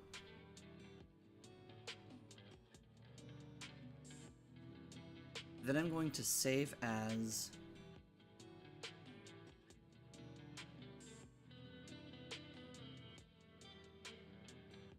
sea floor map. And now this one's going to be way simpler because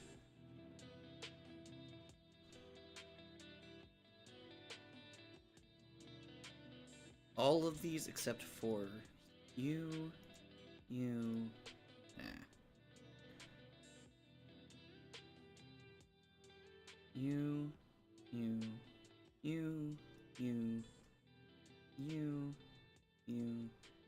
you.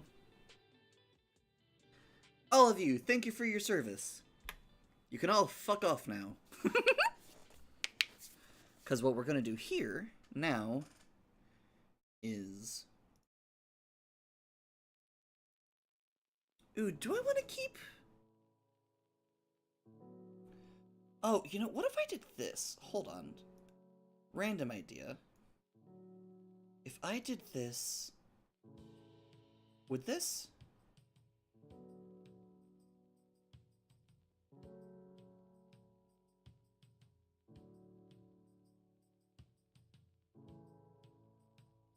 Interesting.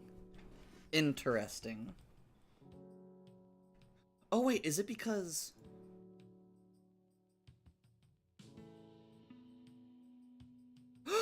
Interesting it is! Oh! Oh, that's fascinating. Okay, so, what I'm just now realizing... So there's this fill thing that lets you just fill everything of, like, whether you're coloring the land or you're coloring the water. It lets you just flood it all with the color. However, it also responds to brush opacity. So if you have your brush opacity set low, it won't just, like... So, like, for example, with max brush opacity, if I hit fill, makes everything yellow. The land of... the land of piss and ley lines. However, if I turn the opacity very far down, it just kind of makes everywhere a little bit yellow. That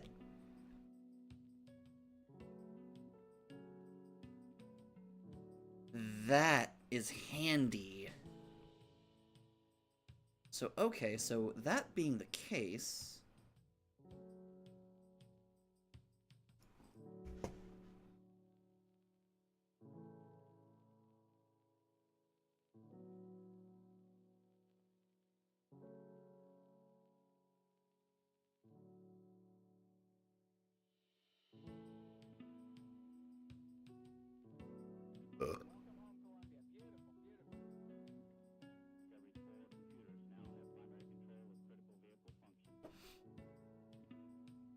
And then on the land, we are going to make good use of this because...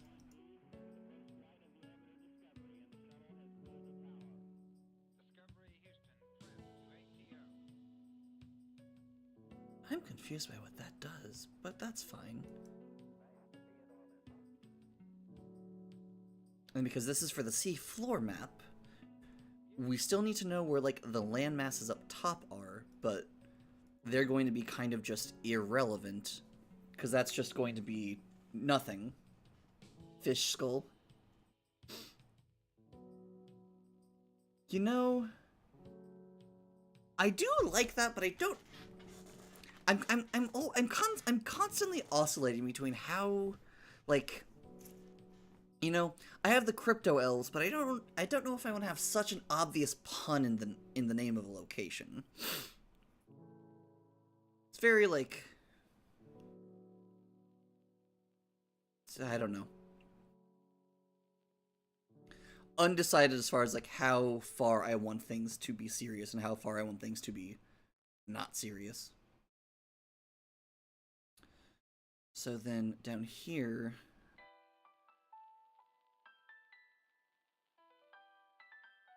we actually get to see how big the pupil is if we're mapping the floor. I have messages. Aww. Hmm.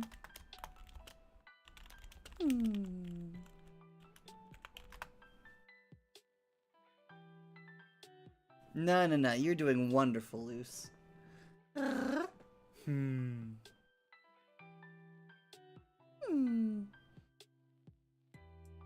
Okay. Oh, also, by the way, earlier I mentioned how, like, we recently, like, fought a god and, like, won.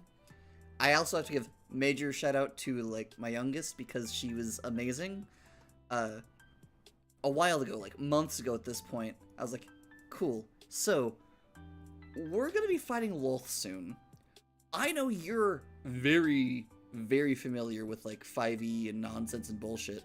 So, what would be the most efficient, effective method to just absolutely destroy a god? Like, just absolutely eradicate them. And she told me of the evilest plan that I have used to great effect. Which is... Oh? Bye, Dixies. Hope you had fun listening. Hope you have a good night.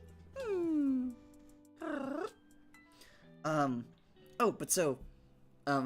my daughter, she was like, okay, so what you're going to want to do is there's going to be so many spells that are going to look very tempting. Like, Meteor Swarm. It's going to look really, really tempting. Fuck all of those. What you're going to want is Prismatic Wall. And then you're going to want Forced Movement to push her through the wall.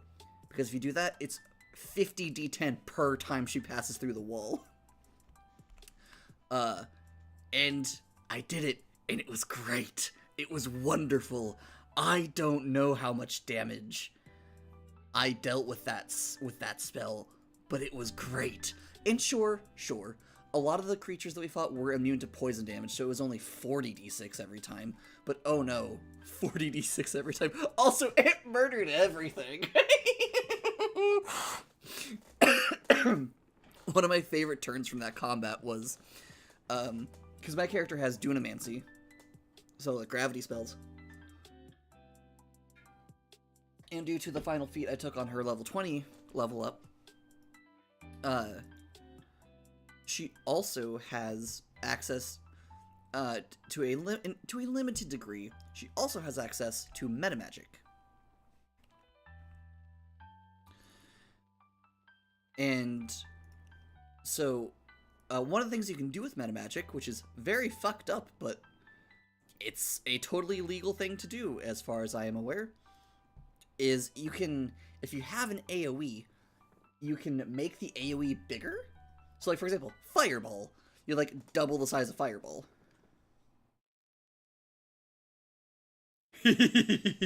Yeah. Okay, so just to give everyone a rundown of how this boss fight went. It was great. It was wonderful. We rocked up. Ololf was like, "Oh, you're going to, like, you're ants before me. You're going to die." And very, very expected of her. Let's be real. Very, very expected of her. My character, the whole time, just emotionless, just, "I don't want to have to fight you. I really don't want to have to hurt you. But I need to take care of my people, and you're making that the only way I can take care of my people."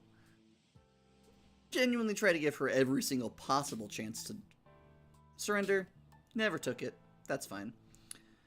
So, rocked up. First half of the fight, she wasn't taking us seriously at all. She wasn't using her magic hardly. I don't think she used her magic at all. And then she was just using, like, her physical stuff when she could. However, she had really...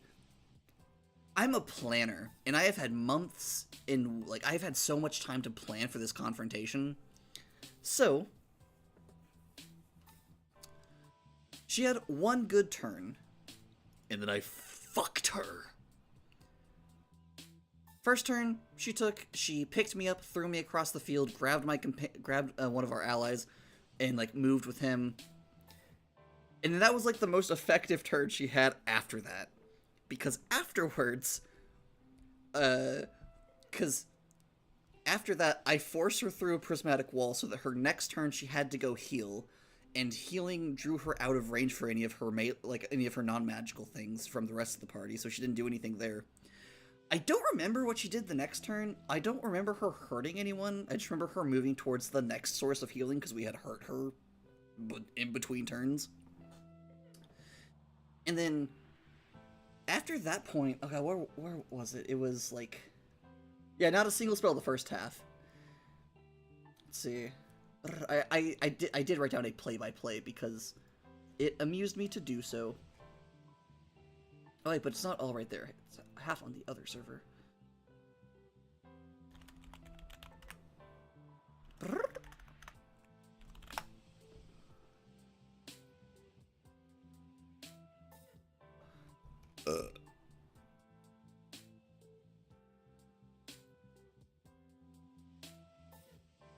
Yeah, so her first turn, she grabbed me, threw us.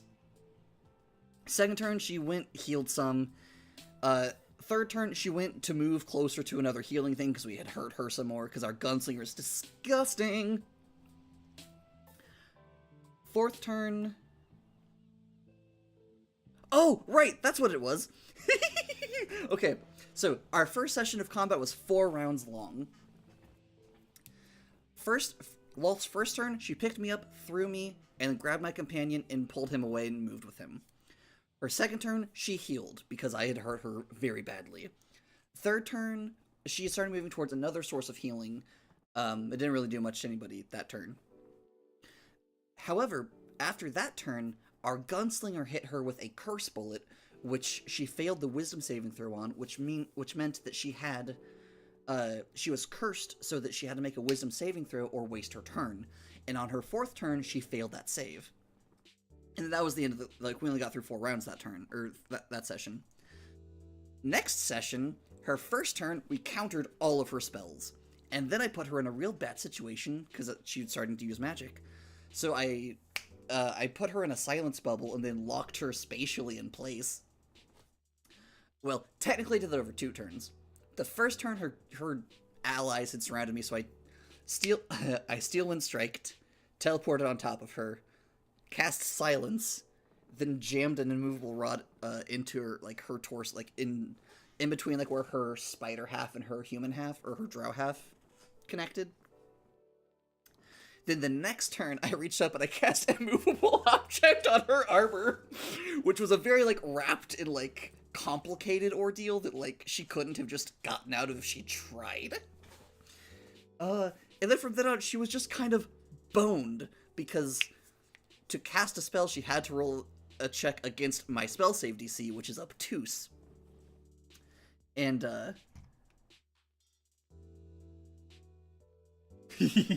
well, and also, I believe...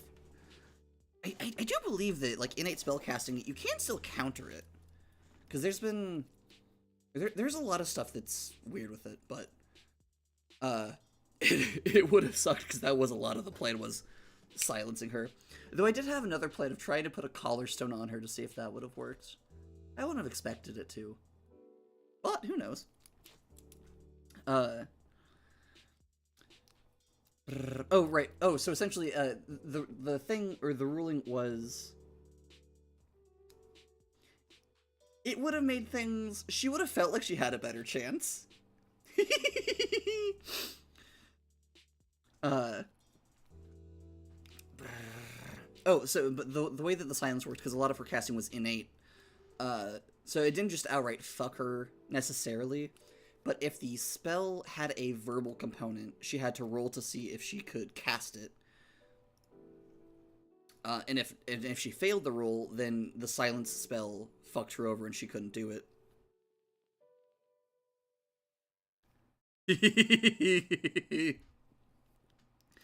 Yeah, Lolth did have, like, a champion who came and tried to make a difference, failed entirely, but he tried. He did his best to try to protect his queen. It's very unfortunate that he was up against us, because that just meant he was going to fail from the jump. But my spell save DC is 28 because I'm a monster. Because I've spent the last half of this campaign building myself to be a Lolth-slaying missile. Because I wasn't going to let her continue to hurt. Like my character was just not going to let her to continue to hurt her people. So she made herself into a guided missile specifically meant to kill Lolth, practically. Much like Laeral Valsine being a missile specifically crafted to kill his father. It was... Oh, right, but it was so much fun, because, like, she... Total of 7 turns. Did nothing most of them. Then she started trying to do things with her turn, and then we just kept preventing her from doing so. I had a worse strategy. I had a crueler strategy that I would have gone with if I had needed to, and that honestly I was in the process of setting up if we hadn't ended the fight when we had, which was getting a bestow curse off on her, because with Iratolin's spellcasting, so Iratolin's spell save DC as a baseline is 28. Iratolin also has a gross little thing called Twist the Knife, which means that if you've taken necrotic damage from her, and you have to make a wisdom saving throw against one of her spells, you take a -3 to that saving throw. So functionally, Iratolin's spell save DC is 31, technically.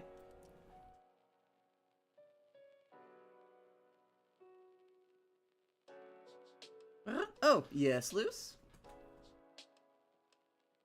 Oh, fun! I don't know if we knew that. Like, I don't know if you mentioned that to us, the whole thing. That's very funny. Didn't fucking help her, though. Skill issue. Not on you, though. I just fuck Lolth. I will admit, it's a bit of a... It's not that I don't like a challenge. However, I do enjoy the optics of just hello, this evil god fucked around and didn't take her creation seriously. And due to this,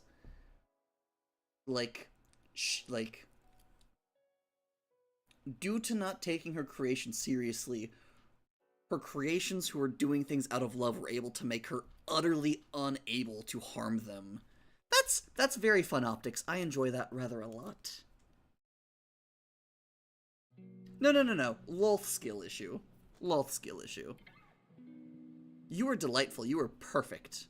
I honestly wouldn't have changed your DMing at all that session. You did a wonderful job, darling.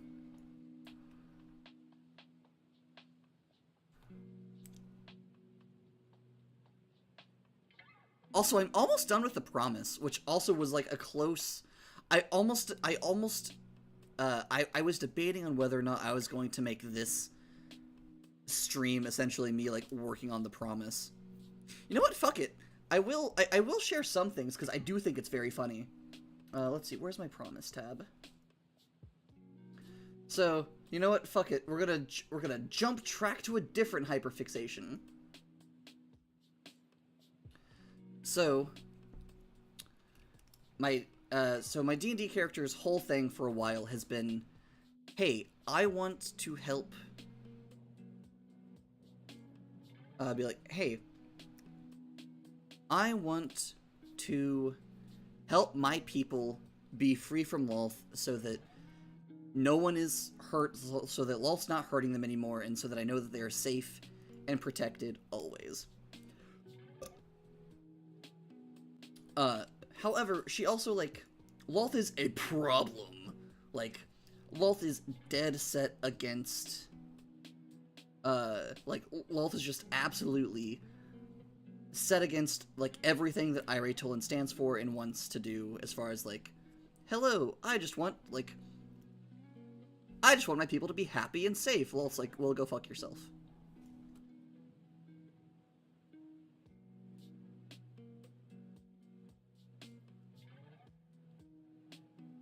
This is going to be a little bit less visually interesting, I'm going to be honest, but for those who want to read along, so, my character's thing for the longest time has been, I want to defeat Lolth, but I don't want to be as, like, I don't want to kill her, I don't want to, like, do anything to her that she would be proud of, if I can avoid it.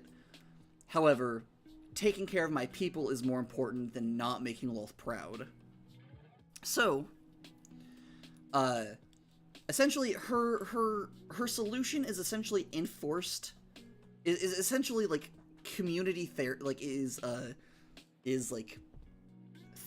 like, essentially, hey, go to therapy, and then if you can learn to play nice with the rest of reality and not want to cause nothing but suffering and misery. Oh yeah, the Emberath fight was real. I had, like, a funny, weird realization about the Emberath fight, which is, not in any way, like, not in, this isn't a you problem. This is just an Irate Tolan's arrogance problem. But Lolth, like, even Emberath was objectively a threatening fight because he was very powerful. Irate Tolan didn't really think of him... Irate never doubted for a second they could win with Emberath. With Lolth, she started uncertain, but then everything started to go exactly as we had planned it, and so she very quickly, like, kind of, once again, had her, like, her...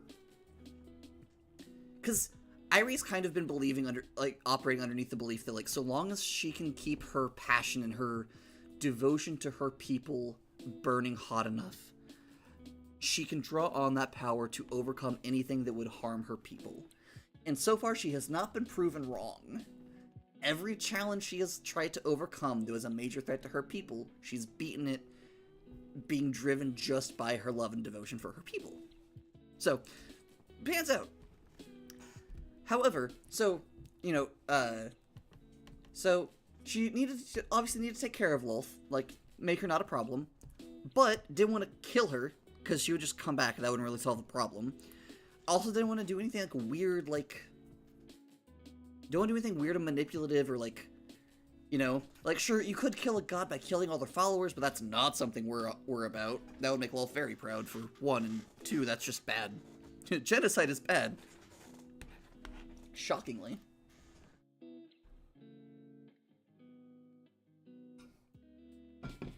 So her solution is the Promise, which is one of her eyes, since she's now a statue and her eyes are gemstones, which is one of her eyes which had been pulled out with a silver scorpion made of metal wrapped around it. Every single segment of the scorpion's body, like head, tail, body, every segment of each of its pincers, its tail, every single bit of the metal scorpion has a different defensive enchantment put into it. And also, the base defenses of this thing are just stupid. Because, essentially, the way that it works, because there is a lot in here for a mortal caster to have done. So, the explanation for it is essentially, because Irate Tolan's whole thing, like, from the get-go, she's been someone who studies magic and studies how to use magic, manipulate it, and, like, bend it, twist it, studied it, etc. She's only a cleric for flavor reasons, more or less. Like, really, wizard or sorcerer would have kind of been more of a fit, but that's fine. I'm really pleased with the whole cleric situation, and I like playing her as a cleric. Hey, Neon. Hey, you should DM me about dinner. Wait, you are. How about pizza tonight? Pizza sound good, love? Our pizza, or the freezer pizza? So hold on, I'll rein in the autism for 3 seconds. Hell yeah. Wonderful. Alright, I'll have that ready for you when you get home. So, this thing's disgusting. Which, honestly, there's... This is an artifact that has 14 pages to it. All of them are honestly irrelevant because, essentially, the item card could begin and end at, this thing contains Lolth, she can't escape without Irate Tolan's consent. That could be the entire item card. However, for anyone who decided that they wanted to use this continuity and bring Lolth out, Irate Tolan decided she was going to make that as close to impossible as she could possibly feasibly make it. Drive safe, Neon. I love you. Mwah! Fativa. So, I mean, honestly,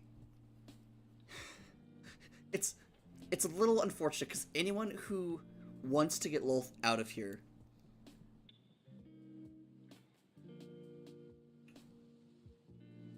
let me rewind.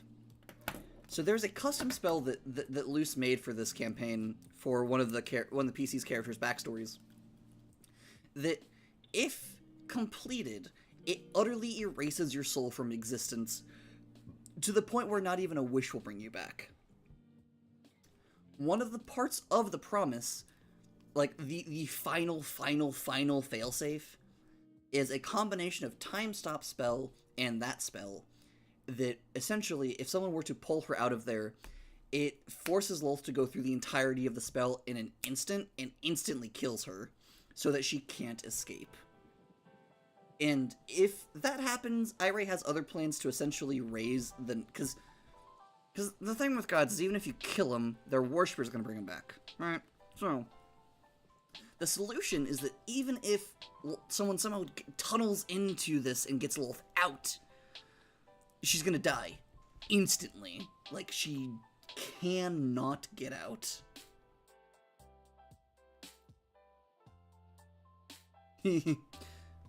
Well, right.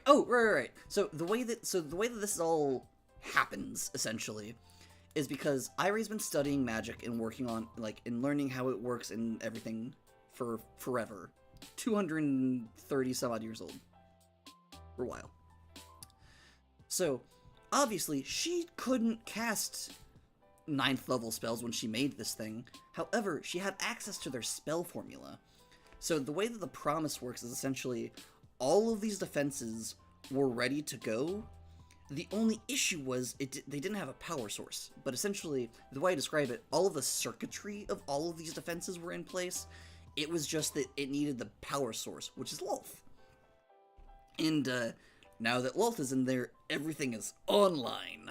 And it is rude. Though admittedly, it is kind of like a ball of death and like a... Neon once said, to say that this is rude is to undersell it immensely. Like, I believe specifically it was, rude does not even begin to narrow it down when it comes to these defenses. Which is true. However, most of the defenses are Hmm. So, admittedly, the first line of defense of the promise is the fact that it is embedded in Iratolin's skull. Because after she captured Lolth in it, she put her eye back into her head. So, for starters, if you want to free Lolth, you have to somehow remove a god's eye. So, honestly, all of the defenses are like kind of operating under the assumption of you have somehow managed to remove a god's eye. Somehow. Don't know how, but somehow you've managed to do it. Even still, though, assuming that, you know, maybe Irie, like, got knocked out or, like, her eye fell out or something and it's just dropped into a plane. Who knows? But the first 3 lines of defenses all are kind of operant off of the concept of your average person, I don't need to disintegrate everybody who looks at this thing funny. However, what the first 3 lines of defense do are, the first one essentially just injects you with a thing that makes you not want to interact with the item at all, and just makes you move, like, leave it. The second one casts a funny little spell that punches you out of time temporarily, and then, like, it punches you out of the timeline just to make you not do what you were going to do, but you don't realize that you've been punched out of the timeline temporarily. However, there's, like, a slight alteration to this one so that people will kind of realize, okay, I don't know why I've not been able to pick this thing up, but I know that I have been here for a while and I still don't have it, to maybe hope that they will realize, okay, I'm just gonna leave. The final, like, gentle defense is having a maze spell cast on them, which, for those of you who are unaware, maze is an 8th level spell that has no saving throw. You just instantly get thrown into an interdimensional maze that you have to make an int check to get out of.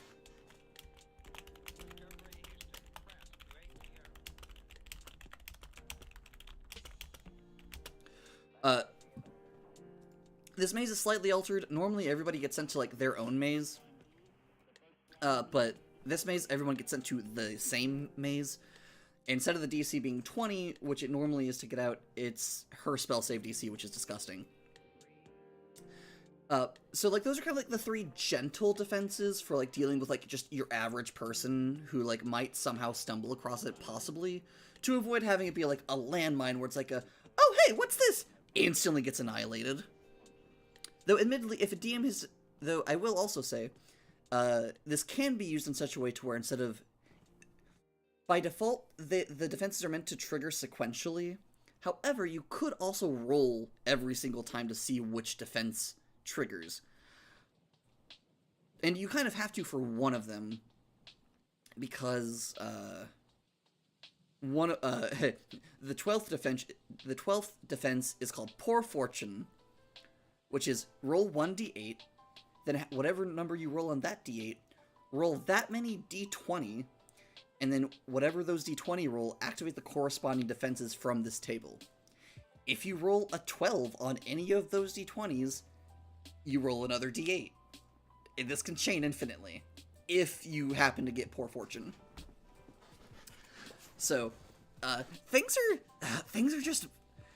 If you're trying to open this thing, it gets bad for you quickly. I will say, I think my favorite defense is also possibly one of the most fucked up. Which is... So, like, the final defense is called Total Annihilation. And that's fine, it's bad, it's gross, it's...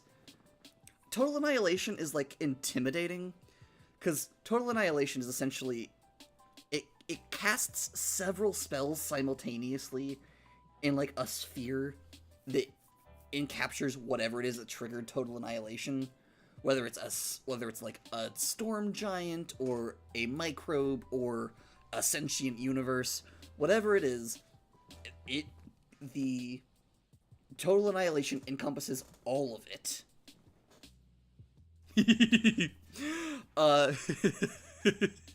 You're welcome to, but I highly don't send anyone to deal with the promise who you want to stay alive. Because Total Annihilation is it creates this bubble of death, which is like, it's a force cage, it's a black hole, it's an anti-magic field that doesn't fuck itself. You can't teleport out of it, you can't cast spells in there. it's just a ball of death that you are trapped in. However, that's not my favorite defense, because yeah, it's cool, but it's kind of whatever. It's like, oh, a bunch of high-level spells. Neat. Okay, cool. No, no, no. My favorite, partially because it's one of the most creative spells, is number 18, Spatial Anchor Structure. Now, what does that mean? Spatial Anchor Structure means whatever it is that gives your body shape and form. So for us skeletons, for like oozes and slimes, it would be like their cell walls. For, like, plants, it would be, like, their bark and, like, also, I mean, their cell walls are the part that make them all rigid and stuff, so technically still their cell walls. Scorpions and, like, people with chitin, it would be, like, their exoskeletons. Whatever that is that gives your body form and structure and keeps it together, or, like, gives it form and structure. Whatever that is, it gets locked in place by a 9th level immovable object spell. Which means, due to how immovable object works, so at the moment, it would be a DC 38 strength check to move at all.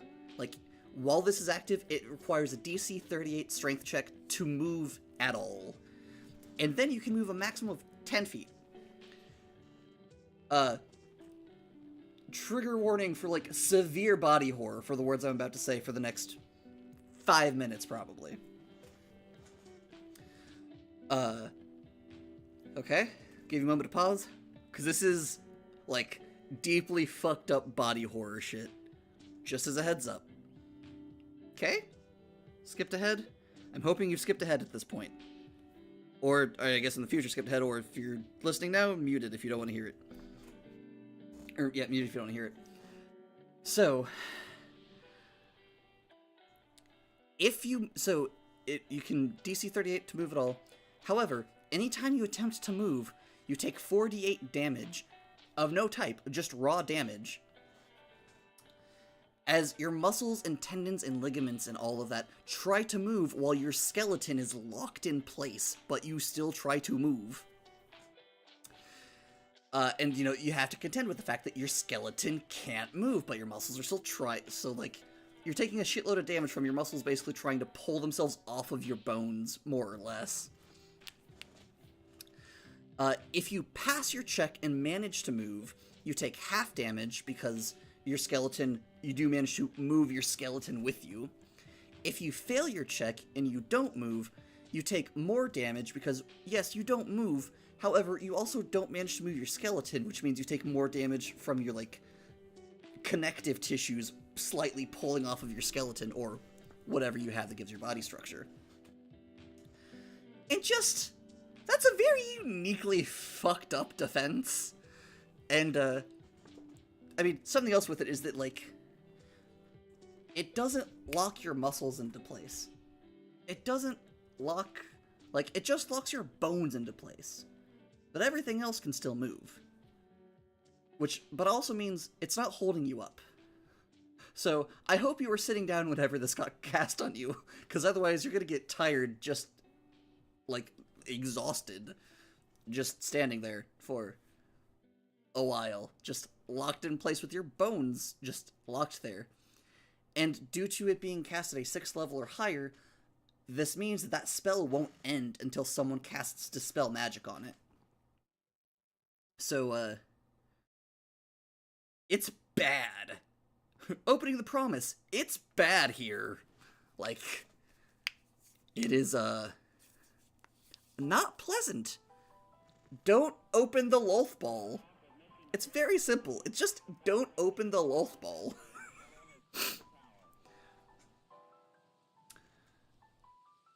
Other rude defenses are Twofold Curse, where you're affected by Slimy Doom, and also the Incinerate spell, which means you're affected by a thing that means that every time you take damage, you're stunned, and then you're also lit on fire so that every 6 seconds you take damage. Dimensional Nausea is kind of rude, but it's kind of simple. It's just you're teleported to the surface of the sun. It's fine. Oh yeah, one of my favorites, or another great one, is like rude in a different direction, because it doesn't hurt you. It's just that the promise casts sequester on itself, and then it just stays there until people stop looking for it. Because whenever you cast sequester, you have to set an end trigger, and it can be anything. It just has to be something that will eventually happen. And so, for the sequester spell, if you get to that defense, what happens is it casts sequester on itself and vanishes, and it doesn't reappear until people stop looking for it. Whether actively or unconsciously. Like, if someone's, like, not actively, like, searching for it, but they're still, like, keeping an eye on, like, the news for, like, reports of it, that still counts as looking for it, so it still stays in its pocket dimension. Oh! How could I forget about chemical inversion? I love chemical inversion. It's one of my favorites. I don't know a better term for it, but chemical inversion is, like... So, like, we are heavily water-based creatures. If you got hit by chemical inversion, you would suddenly become a very potassium-based creature. And, like, all the chemicals in your body get flipped to be whatever their original chemical will be most reactive to. Gonna be entirely real, I don't know exactly what that would do to you, but I can't imagine that would be good. Like, I can only imagine that if that happened, you would instantly cease to be, because it'd be like, hello, our bodies are delicate machines that are designed to work specifically in this way with these chemicals and these interactions. Suddenly, none of those chemicals are present.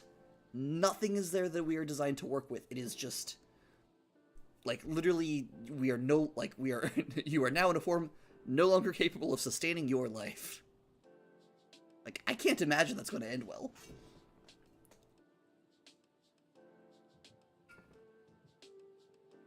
Well, I mean, that's kind of the thing. It doesn't change your biology to work with the new chemicals. It's just, it changes them. Like, it just flips them. It doesn't change your body to work with the new setup. It just flips what it is.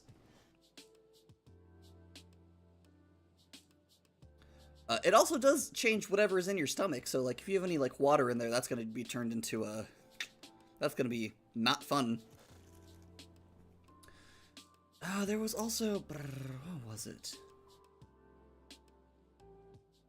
There was... I love Crushing Realization. Crushing Realization. Intelligence saving throw. So, Crushing Realization. You're gonna be taking 20d6 fire and 20d6 bludgeoning damage, but you can make an intelligence saving throw to have it. To half it.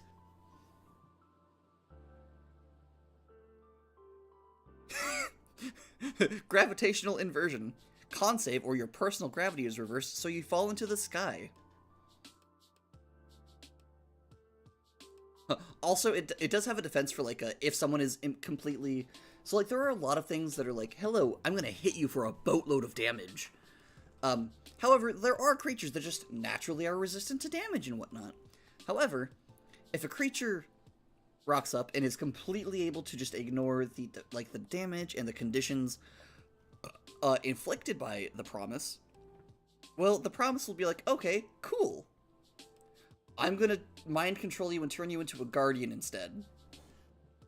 Because, like, cool, if you're gonna, you know...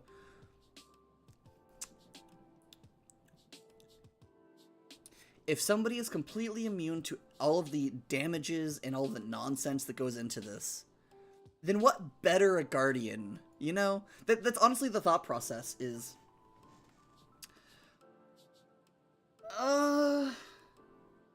Could a Cuvithri beat the promise? So, tricky. A Cuvithri could undo the promise. However,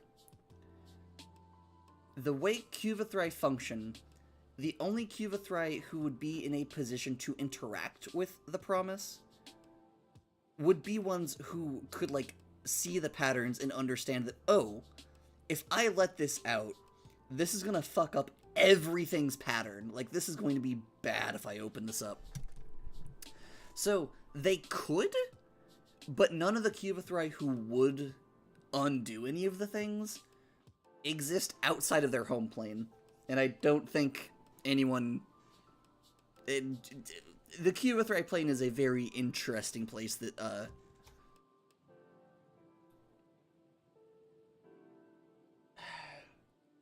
So, technically somebody could send an envoy to the Cuvithrian plane as, like, an envoy to try to convince one of the Cuvithri there to, like, come and break the promise.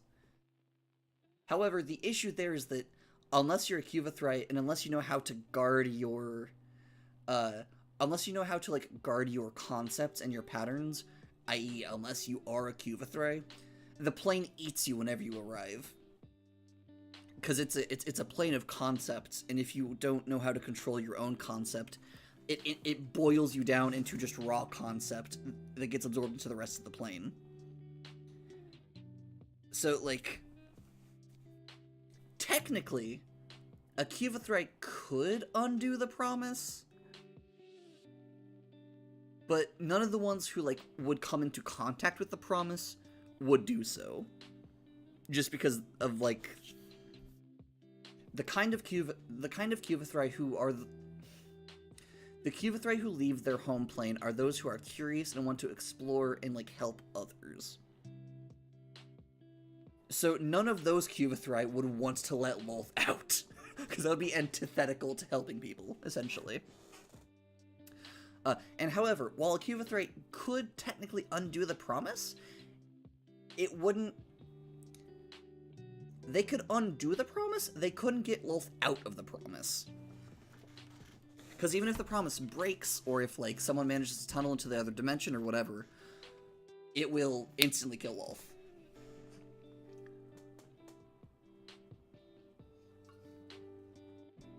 And even if, like, they did undo it, they could undo it, but they couldn't do it without shattering reality, which is kind of the other half of it. It's like a...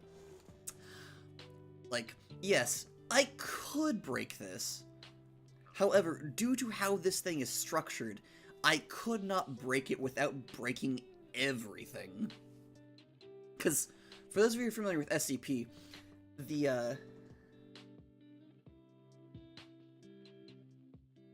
And honestly, even then, maybe not, because...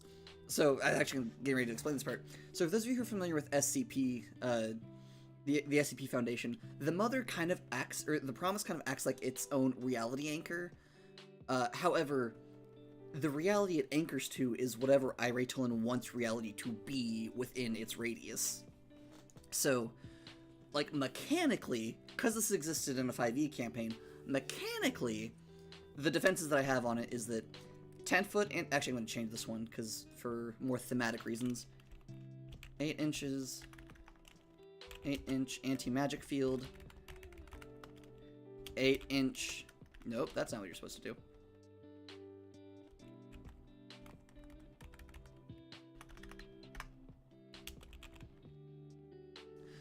8-inch anti-magic field that does not hinder Iratolan's magic nor harm her as would a normal anti-magic spell. 8-inch anti-tamper field. This is a, for context, essentially what it says, the anti-tamper field is basically an anti-magic field. Anti-tamper field is essentially anything that would fuck with something inside the sphere can't do so, more or less. There's an enchantment that's based around the reality break spell that means that if you, like, you can't do weird interplanar bullshit to, like, pull the pieces apart, because even if you do so, the reality break enchantment will move its pieces together. And then, also thanks to the reality break spell, any effect... So, any attempt to unwind or dispel or fuck with the universal code, any attempt to, like, fuck with... So, I mean, already, this thing exists in a bubble of, like, condensed reality that things can't really fuck with, on average. However, if, like, a god or something gets involved where they're like, okay, I can unwind the magic field, I can unwind the tamper field. Now I have those gone, I'm going to unwind the promise, any spell that somehow still manages to be cast on it, even if it's a wish spell, automatically gets countered. Oh, right, I need to add that in. I had another idea to proof it against that I hadn't even thought about, which is, it also, this part is, truly, there's a reason why part of the defenses is called overprotection. Part of its enchantment states, any deck of many things that somebody thinks of using against the promise has the following text inserted into the text of the Fates, which the normal text of the Fates is, you can unwind any one singular event, and you can either use this when you draw the card or at any point in your life. Once it's been altered by the promise, its text instead reads, you can undo any singular event except for the making of the promise or the banishing of Lolth. It's literally the level of paranoia that has been put into this thing's defenses would make Lolth look like a trusting fool.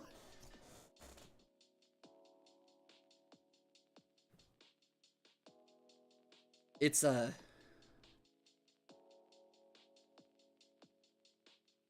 always just try to make sure really clear that, nothing can hurt this thing. Because it's just, Lolth is a threat to her people.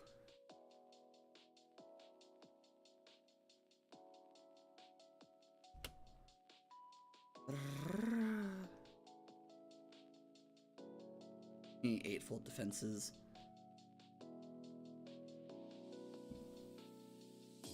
There also is, like, the real kicker where, like, even if you break the promise somehow, it doesn't free, like, a lot of things have things built into them because they're designed for your players to be able to still beat them somehow. The promise isn't like that. The promise has nothing built into it to allow its destruction. Like, there isn't some sort of secret code you can punch into it, there isn't, like, a back door. Irate Tulin has contemplated and considered every single feasible aspect and angle of possible incursion, and is prepped against it. And it's still not done. I am still working on it, which is fun because then anytime, for example, well, that's the thing. As a reality-bending class entity, Irate has proofed it against other reality-bending class entities. She's made it basically a reality marble, that the reality inside of that marble is, the promise exists. Because of the reality break, it exists like it's become its own causal object that, like, its own existence in one timeline means it can't be erased from any timeline. Yeah, but she is a god squared. Which I'm very curious how exactly that's going, like, that works. Just because, like, hello, I was technically already a god, but then I ate another god. And stole her power.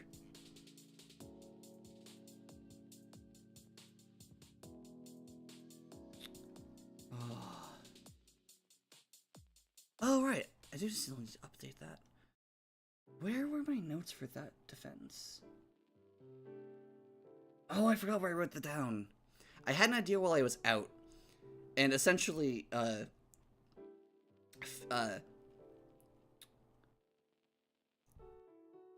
now, admittedly, some of the defenses are... Not all of the defenses... How do I put this? So, for example, the anti-Enoch defense. Irate Tulin knows that she can't necessarily stop Enoch from doing something that she wants to. Like Irate can't stop Enoch from, like, be like, oh, I'm going to use this, I'm going to try to do this. However, what you can do is make it so that if the promise is targeted by something that it knows it can't, like, you know, Mother's, you know, if it senses that it is going to be targeted by something that Mother's reality, which is like the reality marble effect, if it's the target of something that Mother's reality wouldn't prevent, it teleports itself away, so where like it can't be fucked with. It's like, oh, you can get through these. I'm no longer here.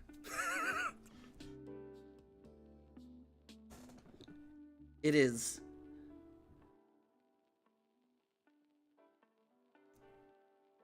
Ira made a promise that she would not let Lolth out till she learned to behave. And by the void, is she gonna keep that promise? It's part of why she put it in her eye, truthfully, is because she was thinking, like... Well, honestly, at the time, she was just thinking, this would be cool symbolism and whatnot. But now she's like, you know, this also is a great defense, because now the first step to trying to do anything is pulling my eye out. And good luck. I'm a god squared. Have fun trying to get my eye without me being aware of it. I still need to do all the mental... So each pincer has its own set of, like, attacks that it does. And one of the, and, like, one claw hurts your body, the other claw hurts your brain. Essentially.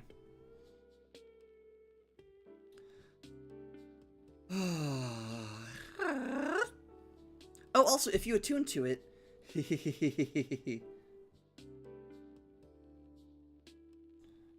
Oh, right. But it's a Rubik's Cube that if it senses that you can solve it, it removes itself from your reality.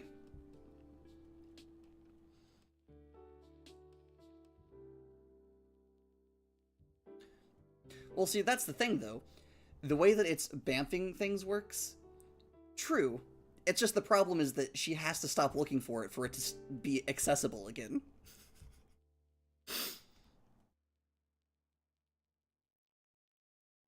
Because Ira loves Enoch. Ira knows that Enoch is a wonderful kid who isn't probably going to try to fuck with this box. But there are other people out there with Enoch-level powers that she has to proof it against. She would certainly give it a very good attempt.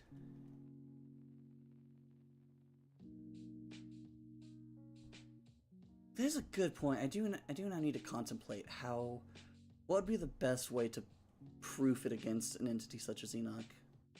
Note to self, Enoch proof it.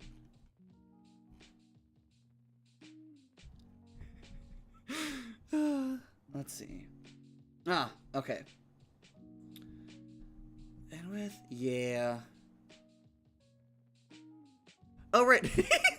I forgot about that. If you somehow manage to, like, tunnel into, like, the pocket dimension that Lolth is kept in, you have to roll a d4, and one of 4 things happens. I had a third planned, but I forgot what it is. Oh, that's what it is. The third one is...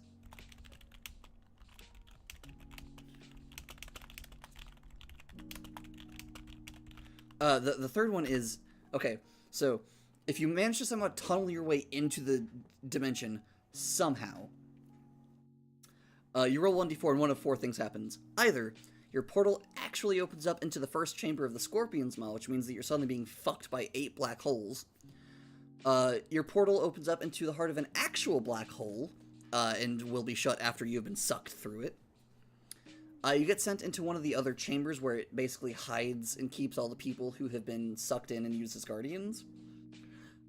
Or the last resort triggers and kills Lolth instantly, and you just get to watch the god die.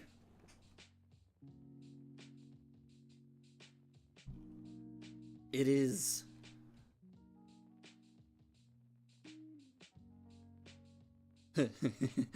This is why my character has not been getting much sleep for the past month or 5. Actually, not that long, because our whole campaign has taken place over the course of, like, 3 months.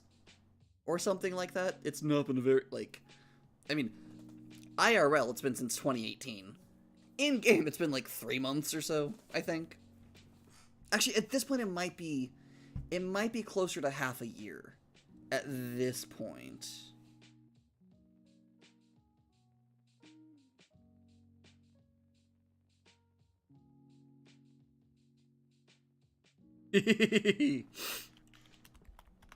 Yeah, and Enoch honestly is a great QA tester, but this is just the sort of problem Irie has been running through her brain in the constant background lately, where it's just like okay, so how do I protect it against this? Okay, but if someone can get through that, how can I protect it then? Okay, and then just stacking and stacking and stacking and stacking, just trying to think in higher and higher ways. Honestly, I'm a little surprised it hasn't been... How do I phrase this? I'm a little surprised I haven't thought to, like... essentially Cuvithry proof it. Which, honestly, Cuvithry proofing it would more or less be the same as Enoch proofing it. Because the powers work similarly, essentially. It's just... Cuvithry work in, like, a concept thing. Enoch's like I can control the atoms, like, I can control the atoms and quarks and electrons of things. And, like, fuck with things that way. Two sides, same coin. Ah, we're the two sides of the same coin. What a silly bit for that one character. Okay. It is... Okay. It is time for me to go ahead and wrap up because my girlfriend's gonna be home soon-ish, and I need to prep dinner and whatnot. So, thank you all for watching. I hope you've had fun. I've had fun rambling and talking and discussing my funny little projects and my funny little world, my funny little god prison, and god therapist's office. Because, like, it's genuinely not a bad place. Like, yes, Lolth is trapped. Yes, she can't leave. Yes, she's, like, yeah, she doesn't want to be there. But, like, it's a very comfortable place. Like, she can, essentially, Lolth kind of has control of reality inside the Promise. It's just control of reality with stipulations. Like, she can make the Promise do whatever she wants it to make it as comfortable as she wants for herself. So long as she doesn't get, like, so long as it's not trying to get out of it. Nah, you're good. Honestly, I enjoy working on the Promise, and I've had great fun talking about just the nonsense that I've been working on. I really like some of them. Also, one thing I've started doing, because I've had great fun with it, is essentially taking, like, for example, taking Meteor Swarm and turning it from a dex save into an intelligence saving throw. Or, like, taking, like, other, like, similar things where I take, like, an effect that's, like, a normal thing, but make it a different type of save than it normally is. But it's just, it's,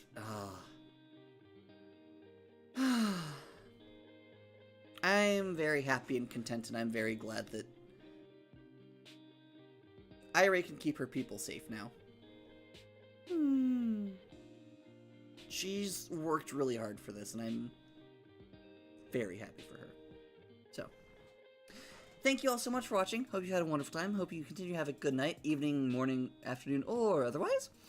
And please don't forget to be kind to yourselves and one another. Also, please don't forget to take your meds.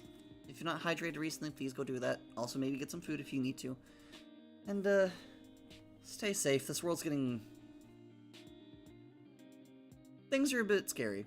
But it's fine. We're gonna be okay. Because we have each other. I love you all. Take care.